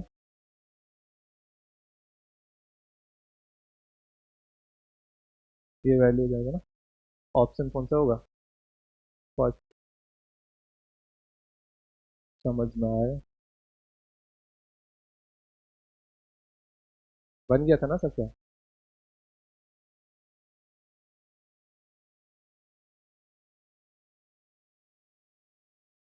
Internal energy. अब स्टार्ट होता है इंटरनल एनर्जी। क्या होता है इंटरनल एनर्जी। इससे पहले हम डिस्कस किए थे इंटरनल एनर्जी। किसी भी बॉडीज जब वो बॉडी रेस्ट में हो, मीन्स उसके एक्सटर्नल में कोई फोर्सेस नहीं लग रहा हो, तो उसका टाइम उस बॉडी का जो भी इंटरनल एनर्जी है ना, उसी को बोलेंगे। जैसे उसका इंटरनल एनर्जी डिपेंड किस पे करेगा? हाँ, हाँ, इनिशियल और फाइनल। हमने एग्जैक्ट वैल्यू नहीं निकाल सकते ना, क्योंकि इंटरनल एनर्जी में बहुत सारे एनर्जीज होते हैं। रोटेशनल आएगा, वाइब्रेशनल आएगा, ट्रांसलेशनल आएगा, पोटेंशियल आएगा, काइनेटिक एनर्जी आएगा। कितने सारे मॉलिक्यूल मॉलिक्यूल बीच में कितने सारे फोर्सेस लगते हैं, उसके थ्रू कितने एनर्जी जनरेट होते हैं। तो हमें एग्जैक्ट नहीं कैलकुलेट कर सकते। अगर एग्जैक्ट नहीं कर रहे हैं तो हम क्या करते हैं, उसको इनिशियल और फाइनल में फिर सॉल्व करते हैं ना।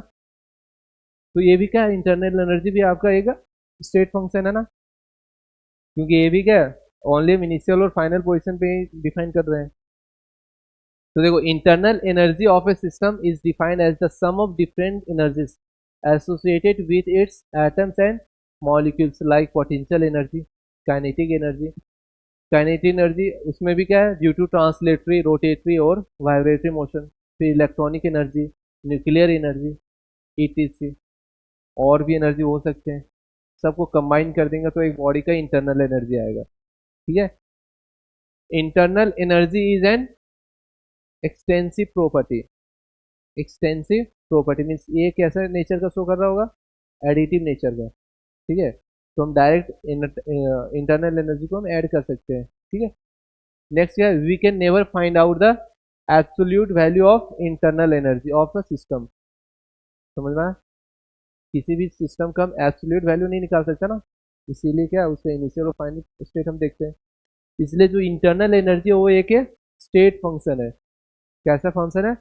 स्टेट फंक्शन है। मीन्स अगर हमें लिखें change in internal energy, E denote करते हैं या फिर डेल्टा यू से, क्या होगा, you final minus you initial.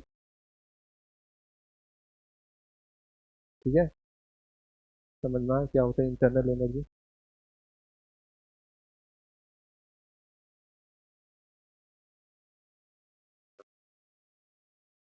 अब आता है थर्मोडायनेमिक्स का laws. First law of thermodynamics, जिसको बोलते हैं शॉर्ट में क्या, FLOT, FLOT, first law of thermodynamics. ये क्या होता है?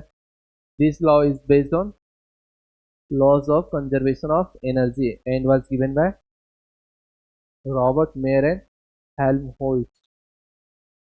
जो हमें याद रखना नहीं है, साइंटिस्ट का नाम। ठीक है, याद रखना मत इसको, ऐसे क्वेश्चन में आते नहीं है ये सारे। साइंटिस्टों के नाम, उसके थ्योरीज कब दिए थे, नीट में कभी भी ऐसे क्वेश्चन नहीं पूछते हैं। ठीक है। Energy can neither be created not be destroyed but can transfer from one body to another, one form to another form. इसी के ऊपर बेस्ड है ना, इसको क्या बोलते हैं, energy conservation law. Energy conservation law क्या था, energy can neither be created nor be destroyed, it only be transfer from one form to another form. अगर हम इसमें देखें मैथमेटिकल फॉर्म,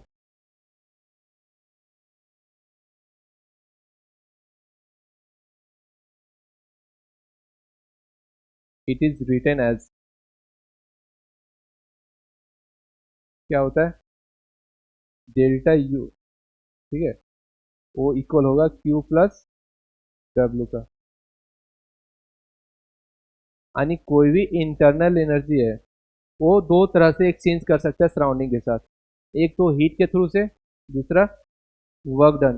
मतलब कोई भी बॉडी है अगर उसके पास इंटरनल एनर्जी है तो उस इंटरनल एनर्जी को यूज करेगा दो तरह से, या तो हीट के थ्रू से या फिर वर्क डन। ठीक है, तो फॉर्मूला क्या है, डेल्टा यू बराबर क्यू प्लस डब्ल्यू। अब यहाँ पे साइन कन्वेंशन का ध्यान देना होता है। जब भी फॉर्मूला यूज करोगे ना,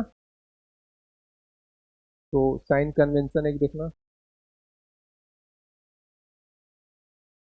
और दूसरा यूनिट के।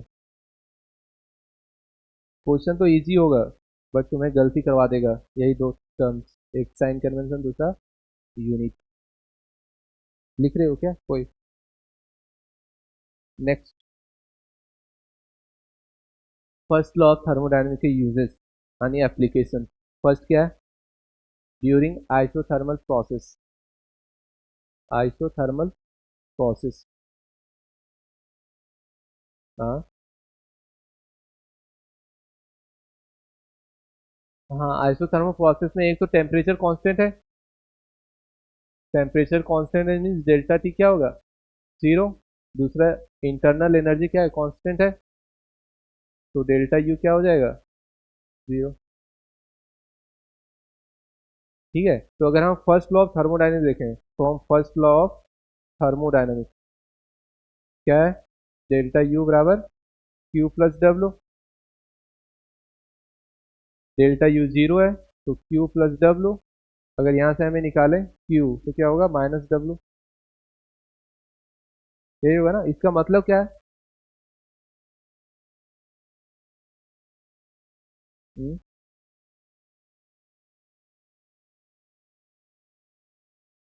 Heat release bye, heat release by the system, या फिर heat absorb by the system, heat absorb by the system. तो हीट कैसा है, तो यहाँ हीट कैसा है, पॉजिटिव नेगेटिव। हाँ, क्या बोल रहे हैं,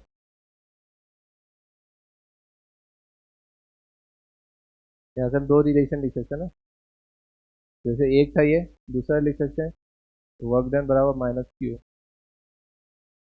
ठीक है, ये दोनों का मतलब क्या है, फर्स्ट में क्या है, हाँ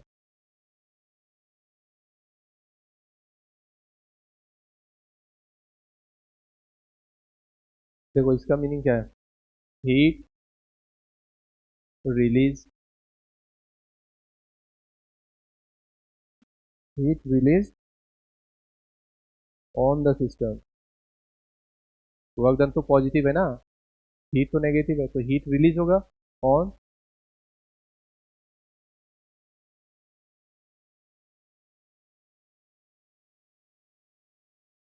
हीट, क्या बोल रहे हैं, सिस्टम रिलीज तो कर रहा है ना।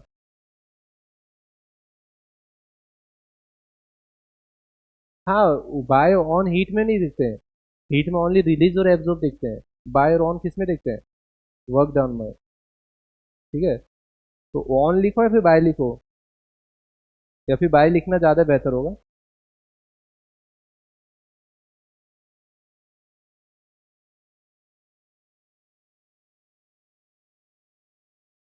और इसमें क्या होगा, पॉजिटिव है ना वर्क, हीट, हीट एब्जॉर्ब होगा।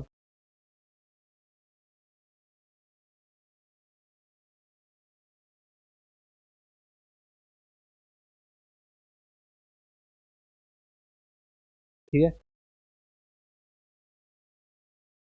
नेक्स्ट है आइसोकोरिक प्रोसेस। आइसोकोरिक मीन्स क्या कांस्टेंट होगा, वॉल्यूम या प्रेशर, वॉल्यूम ना, इसमें वॉल्यूम कांस्टेंट होगा। अब देखो वॉल्यूम अगर कांस्टेंट है मीन्स डेल्टा वी जीरो। अगर हम यहाँ से बात करें वर्क डन क्या होगा, माइनस पी डेल्टा वी, और डेल्टा वी जीरो है तो जीरो हो जाएगा। तो from first law of thermodynamics क्या आता है, डेल्टा यू बराबर क्यू प्लस डब्ल्यू, ये तो जीरो है ना, तो डेल्टा यू किसके इक्वल होगा, क्यू। सिंस यहाँ पे आपका प्रेशर कांस्टेंट है, इसलिए जो हीट रिलीज होगा वो क्या होगा, क्यू वी। इसका मीनिंग क्या है,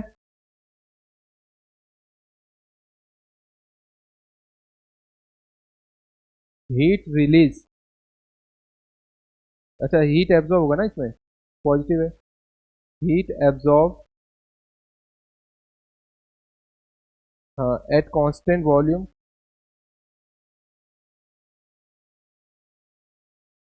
इज इक्वल्स टू,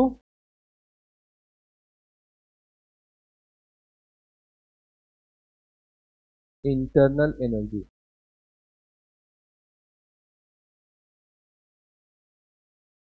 समझना ये लाइन, हाँ वही है, इंटरनल एनर्जी कभी सिंगल थोड़ी ना होता है, चेंज इन इंटरनल एनर्जी, समझना। तो यहाँ से एक क्यू वी टर्म आया ना, क्यू वी किसके इक्वल है, डेल्टा यू। डेल्टा यू क्या है, चेंज इन इंटरनल एनर्जी।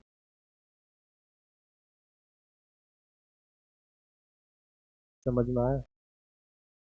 यहाँ से दो, एक तो आइसोथर्मल प्रोसेस है, तो टेम्परेचर और इंटरनल एनर्जी दोनों कांस्टेंट होते हैं। अगर ये दोनों कांस्टेंट है तो डेल्टा टी और डेल्टा यू क्या होगा, जीरो होगा। बताना, इससे पहले हमने पढ़ा था ना आइसोथर्मल प्रोसेस में क्या क्या कांस्टेंट था, किसका वैल्यू जीरो आ रहा था। हाँ।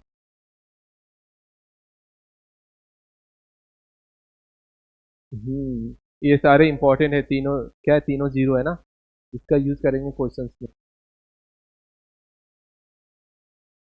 ओ, डेल्टा एस, तो क्या ऐसा तो है।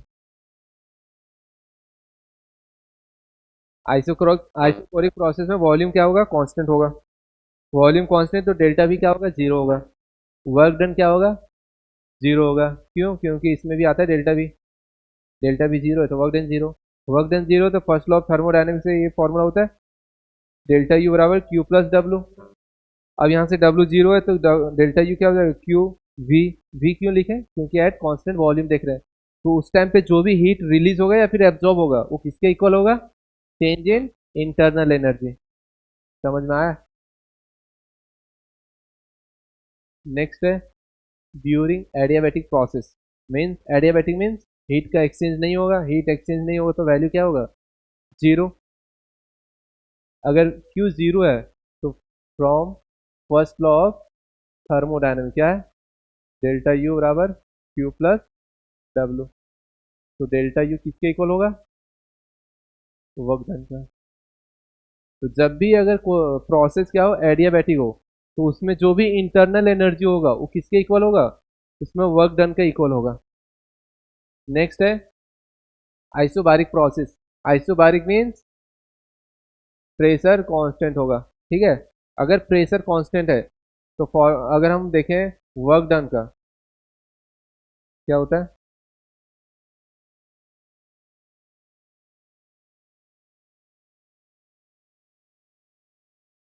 हम्म,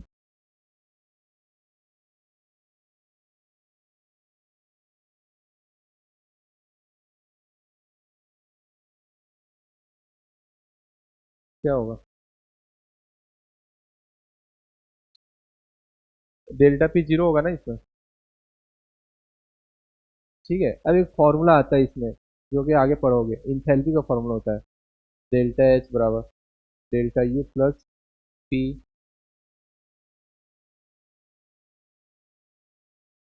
पी वी, ये फॉर्मूला होता है, ठीक है।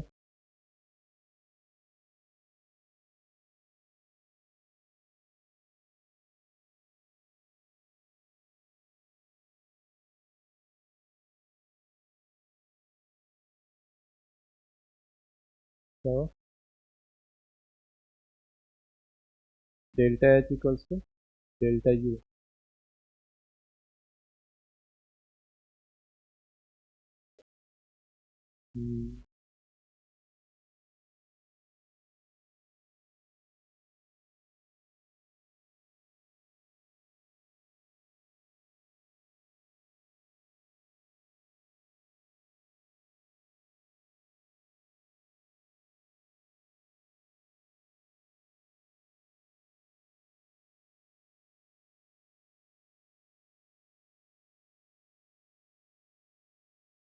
आइसोबारिक प्रोसेस,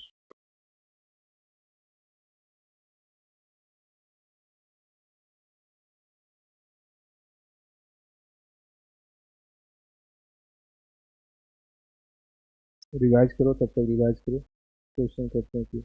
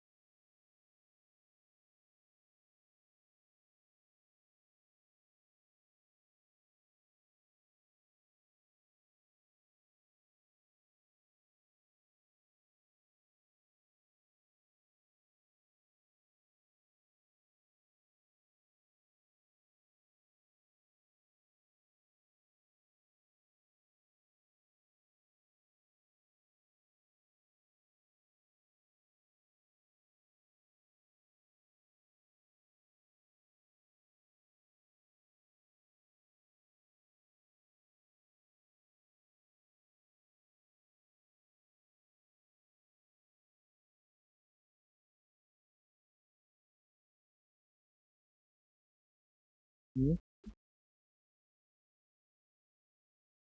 क्या प्रेशर कांस्टेंट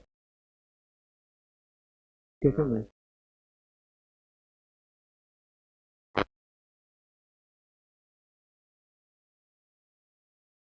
देखो यहाँ से भी एक फॉर्मूला आता है।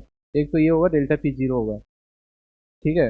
एक फॉर्मूला होता है H equals to U plus P V, ये होता है ना। अगर हम चेंज ले लें तीनों तो वही डेल्टा एच और delta U plus delta P V होता है, ठीक है। अगर हम एक रिएक्शन के लिए मान रहे हैं, तो ये अगर एच वन है तो ये भी होगा U one plus P one V one, ठीक है।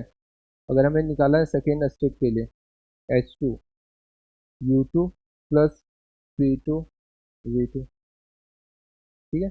अब क्या करें, दोनों को माइनस करें, H two minus H one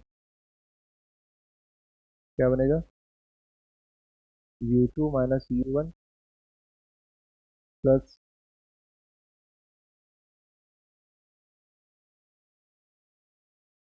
क्या बोल रहे हैं?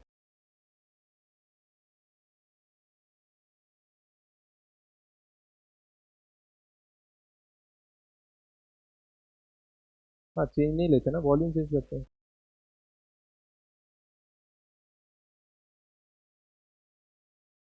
ओनली वॉल्यूम चेंज होगा।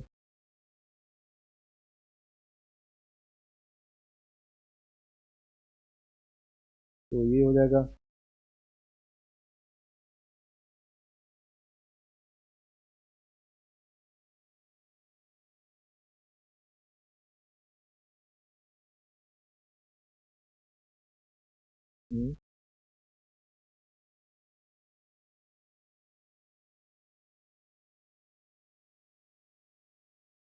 बट हमें चेंज निकालना पड़ेगा। यहाँ पे हमें जो निकालना है वो, अच्छा ऐसा कर सकते हैं, ठीक है। ये करते हैं, इसको मल्टीप्लाई करते हैं, ये तो डेल्टा एच होगा, ये मल्टीप्लाई करते हैं यू टू, मल्टीप्लाई नहीं, इसको सॉल्व करते हैं यू टू के साथ से प्लस होगा ना ये, प्लस, इसमें इसको माइनस कर रहे हैं, तो ये प्लस पी वी टू रखते हैं, ठीक है। एक वो बन गया, दूसरा minus U one plus P we one, ये लिख सकते हैं। ठीक है, अगर यहाँ से हम निकालें, हाँ तो सेम तो आ रहा है। फिर अगर डेल्टा एच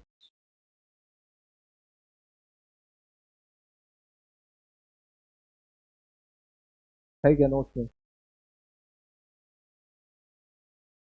चलो कैसे आया ना, इसके बाद हम और देखते हैं इसमें, आगे फिर मिलेगा ये सेम, ओनली वैल्यूज याद रख लेते हैं इसमें, ठीक है।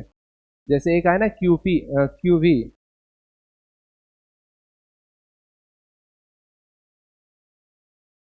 डेल्टा एच यहाँ पे होगा क्यू पी, यही वैल्यू आएगा जब हम सॉल्व करेंगे ना, तो यही वैल्यू आएगा। जैसे एक आया था ना, उसमें क्या था, क्यू वी बराबर डेल्टा यू था, यहाँ पे क्या आ रहा है, क्यू पी बराबर डेल्टा एच, और ये क्यू पी क्या है, हीट रिलीज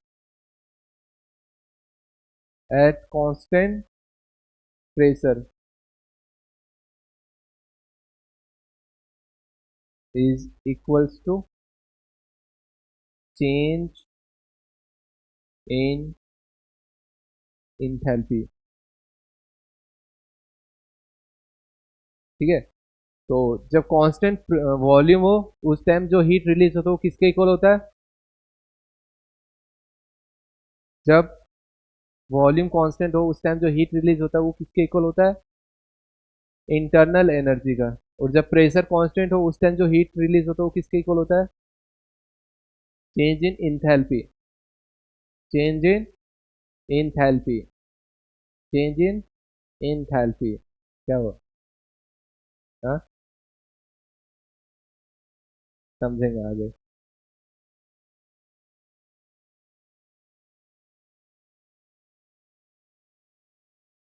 बस इतना ध्यान रखो ना, आगे हम इसको प्रूफ भी करेंगे कैसे वैल्यू आता है, डेल्टा एच क्यूपी के कैसे इक्वल आएगा, ठीक है। बस इतना ध्यान रखो, जब भी हीट रिलीज होगा एट कांस्टेंट वॉल्यूम, वो इक्वल होगा इंटरनल एनर्जी का। जब हीट रिलीज होगा एट कांस्टेंट प्रेशर, तो वो इक्वल होगा चेंज इन इंथैल्पी का। ठीक है।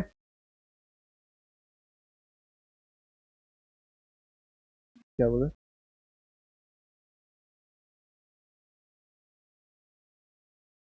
हाँ, first law of thermodynamics use कर सकते हैं। अरे नहीं नहीं।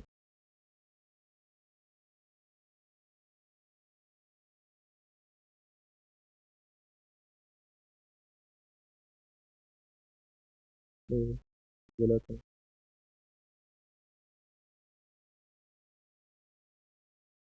हाँ, वर्क तो होगा।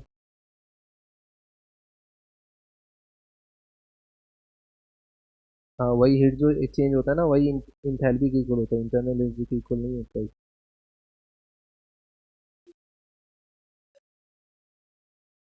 अरे तो जो हीट चेंज हो रहा है ना कांस्टेंट प्रेशर वेयर में, ये इंथैल्पी के इक्वल होगा।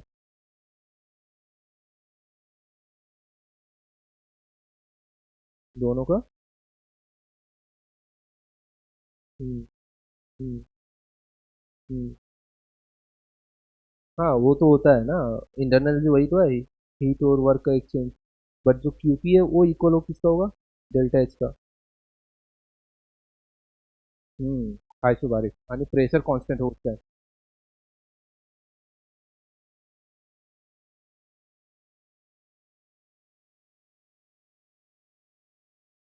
क्या है? 1 gram of water changes from liquid to vapour phase at constant pressure of 180 atmosphere. The volume increased from 1 ml to 1671 ml. The heat of vaporization at this pressure. जितना calorie gram? Find the increase in internal energy of water. Try करो एक बार।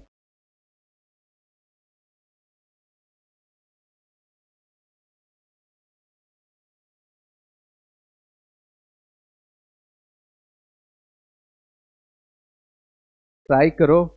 Easy question है, एक एक word को समझो और उससे जो भी तुम्हें मिल रहा है ना समझ में, उसको नोट करते जाओ, जो भी वैल्यूज मिल रहा है।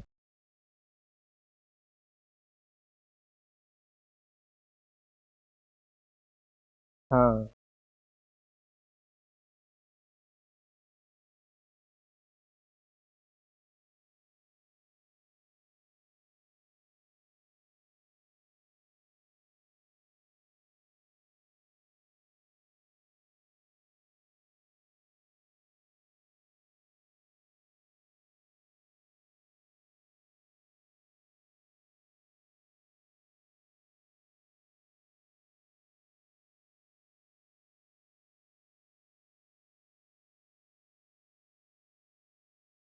डेल्टा एच का वैल्यू दिया गया है। प्रेशर कांस्टेंट है, मीन्स डेल्टा एच का ही वैल्यू होगा। ये है इनिशियल वॉल्यूम, ये है फाइनल वॉल्यूम, ये है डेल्टा एच का वैल्यू। ठीक है। और अभी हमने फॉर्मूला पढ़ा ना, डेल्टा एच बराबर क्या होता है? Delta U plus PV.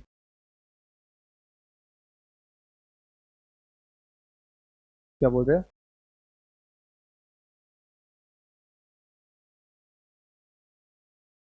अरे तो वन ग्राम। हाँ।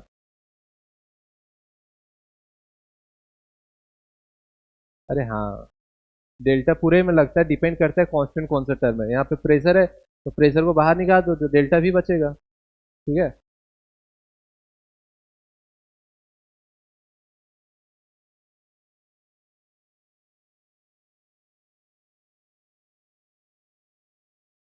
तुम्हें क्या क्या चाहिए यहाँ पे? एक तो डेल्टा निकाल दिया हुआ है, डेल्टा यू तुमसे पूछ रहा है। ठीक है। प्रेशर दिया हुआ है, वॉल्यूम भी दिया हुआ है।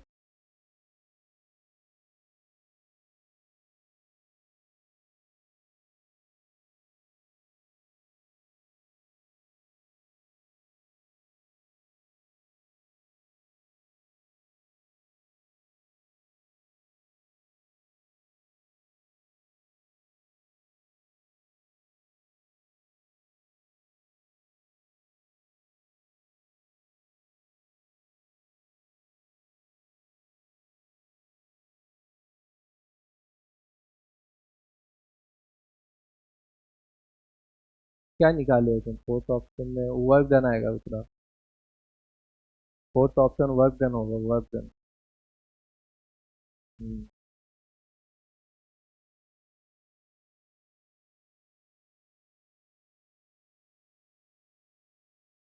हम्म, थर्ड। सही है। तुम सॉल्व कर लिए थे जब? कैलकुलेट। अच्छा। कौन?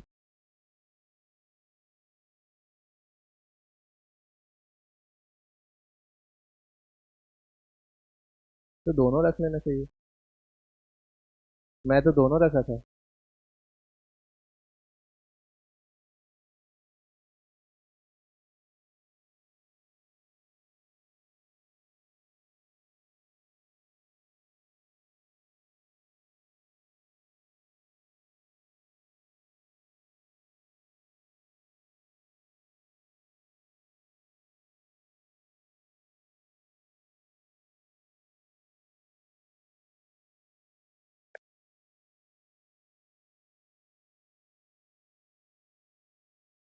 हो गया।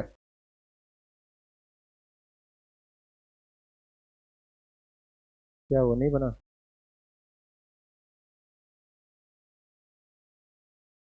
वहां जाके बनाना। अरे आ जाएगा, आ जाएगा ना। स्लाइड चेंज कर दो क्या? बन जाएगा।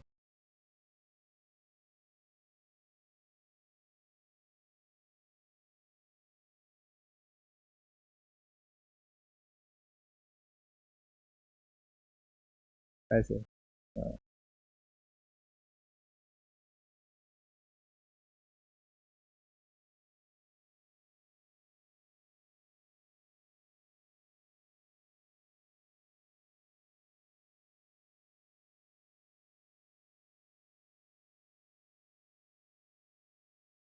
समझ में आया? पूछ सकते हो नहीं आया तो। नहीं आया एक बार बता दो, नहीं आया उसको समझा देगा। अरे थोड़ा जो नहीं समझ आ रहा, कहाँ नहीं समझ आ रहा बोलो। कौन सा स्टेज है?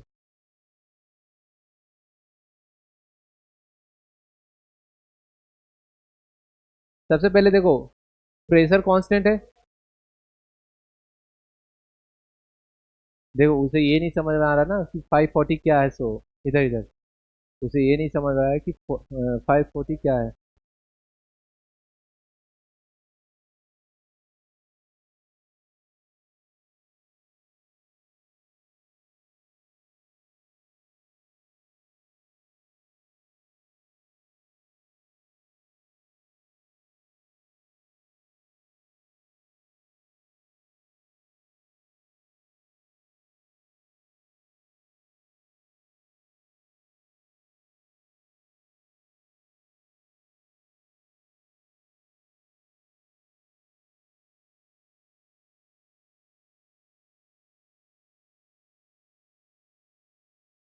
आगे समझ आया ना?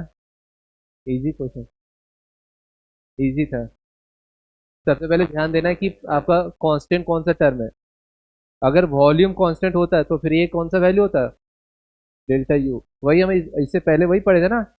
अगर हीट एट कांस्टेंट वॉल्यूम पे रिलीज हो रहा है तो किसके इक्वल होता था? इंटरनल एनर्जी का। अगर एट कांस्टेंट प्रेशर पे तो इंथैल्पी का। यहाँ पे प्रेशर कैसा है? कांस्टेंट है, तो ये वैल्यू किसके इक्वल होगा? Delta H. अभी तभी तो क्वेश्चन में बोला है कि इंटरनल एनर्जी में निकालना है। आ गया समझ में? अरे सही है, मेरे से अच्छा है। Next question. A gas occupied 2 liter at STP. It is provided 300 joule heat so that its volume becomes 2.5 liter at 1 atm. Calculate change in its internal energy. ये तो बनना चाहिए सबसे। सबसे मेरे को इसका आंसर चाहिए क्योंकि इसीलिए मैंने इसका ऑप्शन भी नहीं दिया है।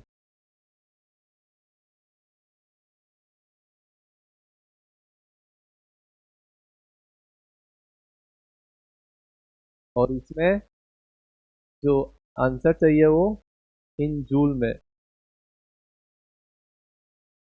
ठीक है, जूल में चाहिए आंसर में।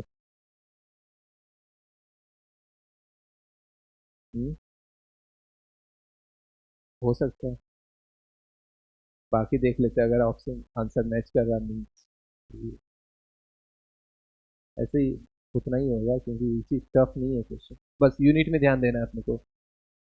हाँ, बस यूनिट में ध्यान देना है, यूनिट।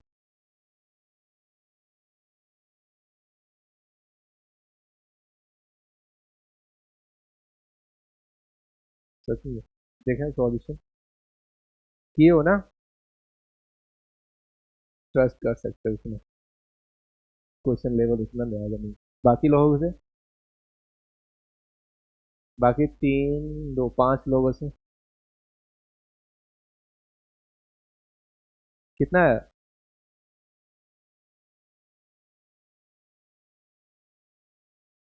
कितना आ रहा है? नहीं बना? कितना है दिखाना?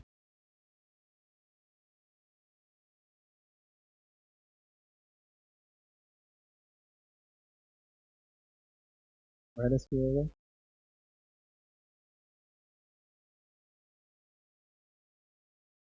तो ये सारी चीजें ध्यान रखनी होती है, क्योंकि लेवल तो वही है। गलत आंसर कहाँ से हो रहा है? यूनिट का ध्यान देना, उस टाइम का 2 लीटर था ना इनिशियल में, तो V1 हो जाएगा 2 लीटर, V2 हो जाएगा, क्या कर रहा है सिस्टम, 2.5 लीटर जा रहा है ना, मीन 2 से 2.5 जा रहा है, तो एक्सपेंड कर रहा है। और अभी हमने पढ़ा था ना, जब एक्सपेंशन होता है वर्क डन का साइन कैसा होता है? नेगेटिव होता है ना। V2 कितना हो गया? 2.5 लीटर। प्रेशर कितना दिया हुआ है? 1 atm। और क्या पूछा है? Calculate change in its internal energy. Heat भी दिया हुआ ना, कितना है? प्रोवाइड, प्रोवाइड कर रहे हैं ना, मीन्स हम दे रहे हैं हीट को, दे रहे हैं, तो साइन कैसा होगा? पॉजिटिव होगा, ठीक है। तो +300 जूल। फॉर्मूला लिखो, delta U Q plus W, यही होता है।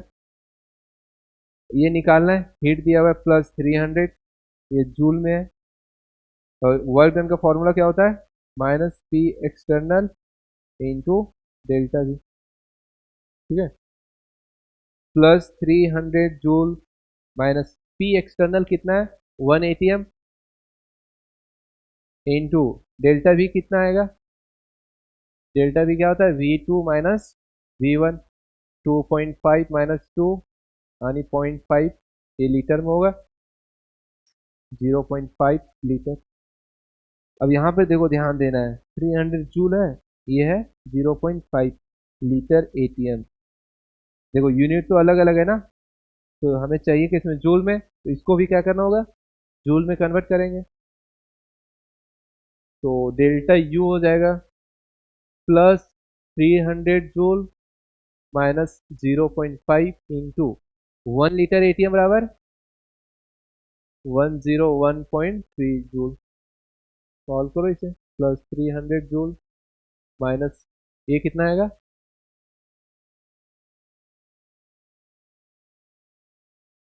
50.65 जूल। तो सॉल्व करो, कितना आ रहा है? 249,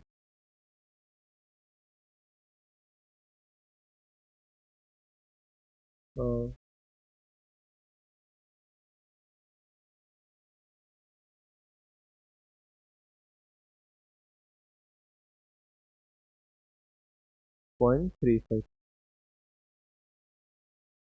हाँ, समझ में आया।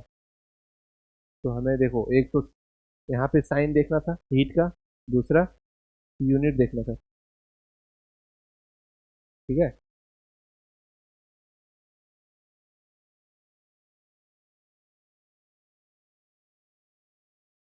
हाँ, एक क्वेश्चन करो।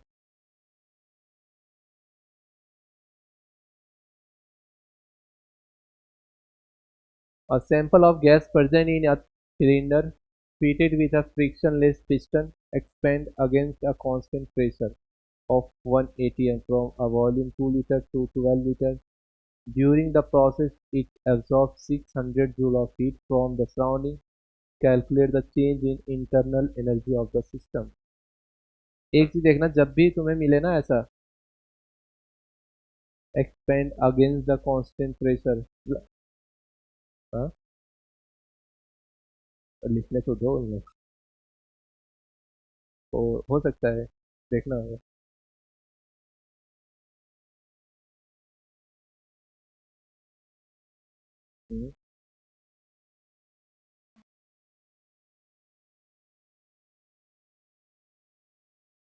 टाइम ले सकते हैं आपका, कोई दिक्कत नहीं, आराम से सॉल्व करो।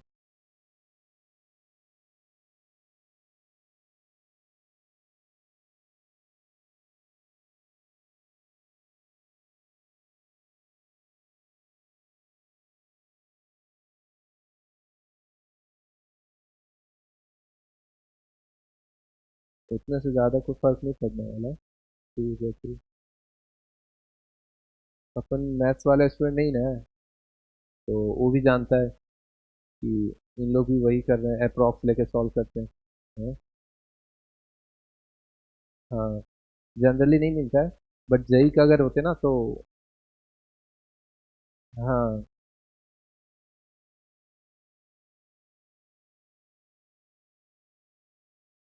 ट्राई करो। हो गया। वैल्यूज कितना?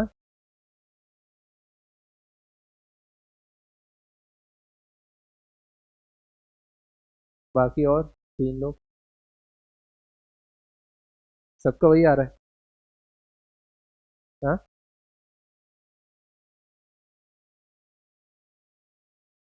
अरे आज फर्स्ट क्लास था ना। हाँ, क्वेश्चन बहुत सारा करेंगे अपन इसमें, लगभग नहीं तो 100 क्वेश्चन तो करेंगे इस चैप्टर से। ठीक है। सॉल्व हो गया ना? ये सॉल्व कर दो। हो गया ना? चलो इसमें बताना, फटाफट बताना। ये सब डेल्टा है। ए भी डेल्टा है।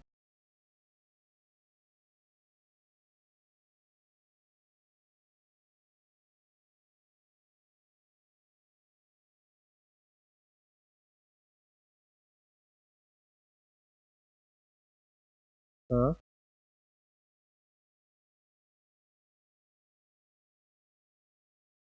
In an adiabatic process which of the following is true?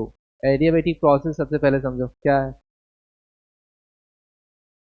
Q zero हो जाएगा ना। क्यू जीरो होगा, तो क्यू कहाँ कहाँ पे आ रहा है? एक तो फर्स्ट लॉ ऑफ थर्मोडायनेमिक्स में क्या था? डेल्टा यू का फॉर्मूला। एक तो जीरो होगा, दूसरा डेल्टा यू बराबर क्यू प्लस डब्ल्यू, ये जीरो है, तो डेल्टा यू किसके इक्वल होगा? डब्ल्यू के। सेकेंड होगा। हाँ। और कोई लग रहा है क्या? कौन सा होगा? सेकेंड होगा। इधर माइनस है ना, माइनस माइनस कैंसिल आउट करो, सेम आएगा ना। कितना इजी क्वेश्चन है देखो। हो गया। Last question.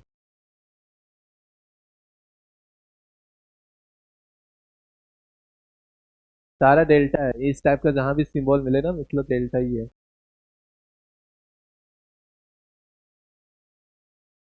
1 mole of an ideal gas at 300 Kelvin is expanded isothermally from an initial volume of 1 liter to 10 liter. The delta E for the process is R लेना है अपने को 2 कैलोरी पर kelvin पर मोल होगा वो।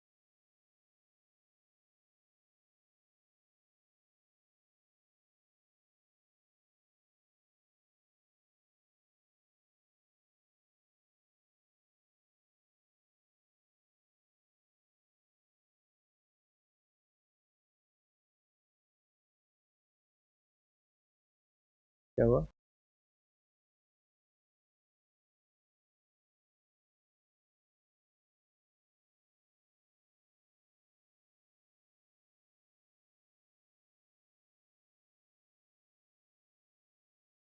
किसका किसका सॉल्व हो चुका है?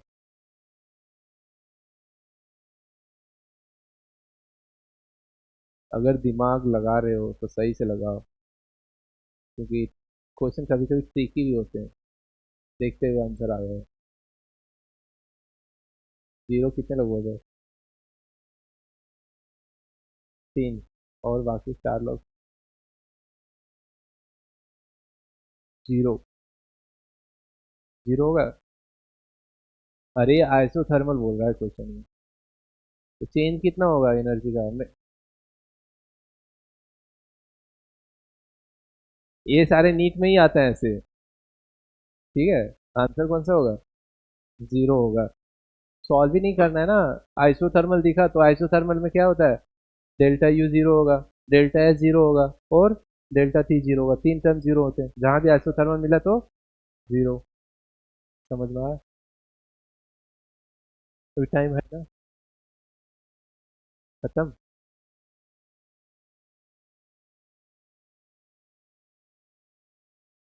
खत्म। अच्छा, इससे पहले भी क्वेश्चन था ना?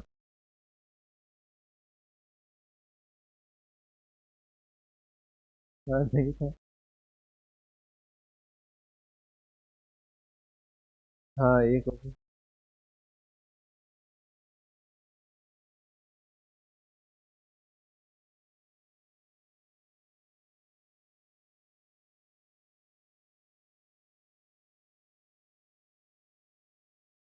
फर्स्ट। बाकी थर्ड भी लग रहा है। फोर्थ किसको लग रहा था? फर्स्ट। फर्स्ट कितने लोगों? तीन लोग। थर्ड कितने लोगों?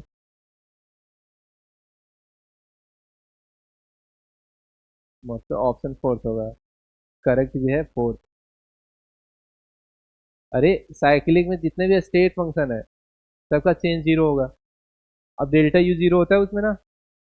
बट जो हीट है और वर्क है वो दोनों कैसा फंक्शन है?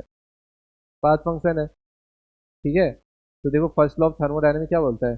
जो चेंज इन इंटरनल एनर्जी है वो दो टर्म से हो सकता है। एक हीट का, दूसरा वर्क का। साइक्लिक प्रोसेस में ये जीरो होगा, तो क्यू बराबर क्या होगा? Minus W. एक ये हो सकता है। नेक्स्ट देखो, आइसोथर्मल प्रोसेस में भी क्या होता है? Delta U zero same show करेगा। तो ऑप्शन कौन सा होगा? फोर्थ। यानी सही कौन सा है? First and three.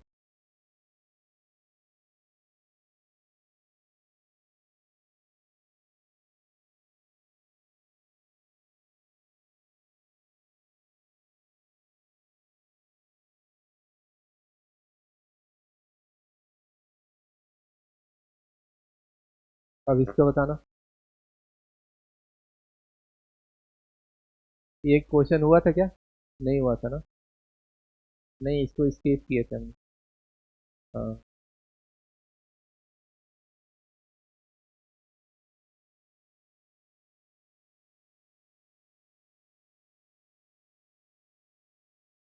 वन होगा।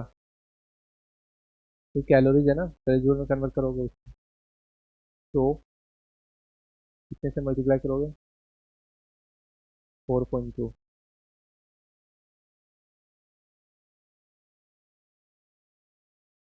वन आ रहा है, थ्री आ रहा है? मेरे को लग रहा है थ्री आएगा यार।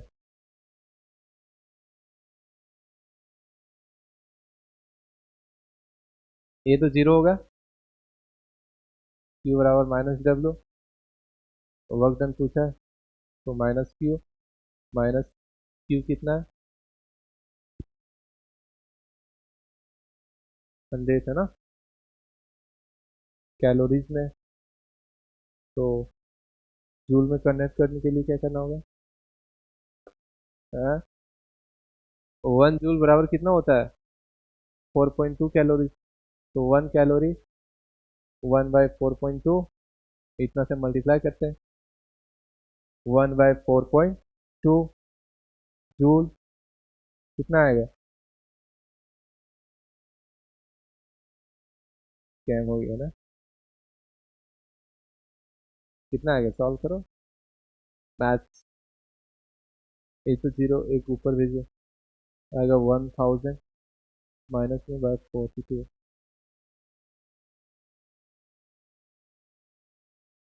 कितना है?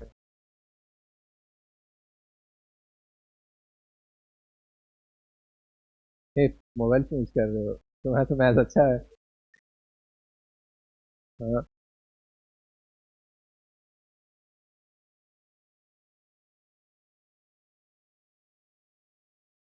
ऐसे तो दिख रहा है ऑप्शन नंबर 4 होगा। ये माइनस में एक भी वैल्यू नहीं है, ऐसे भी 4 होगा।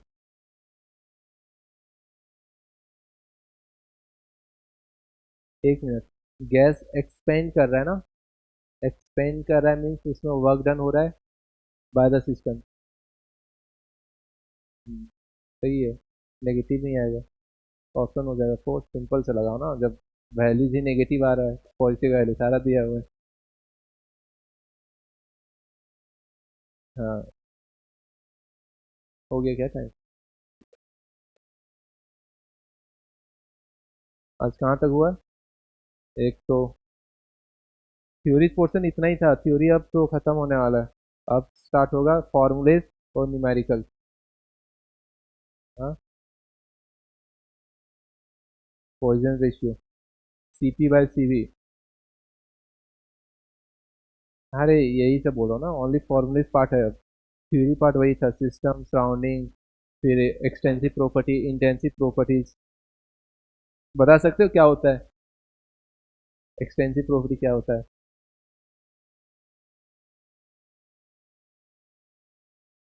साइज एंड शेप पे जो डिपेंड करता हो। Same. Intensive property just opposite. होगी। वो कैसे करना है? बंद कैसे करना है? वो सीआई को भेजिए ना। हाँ, हो गए।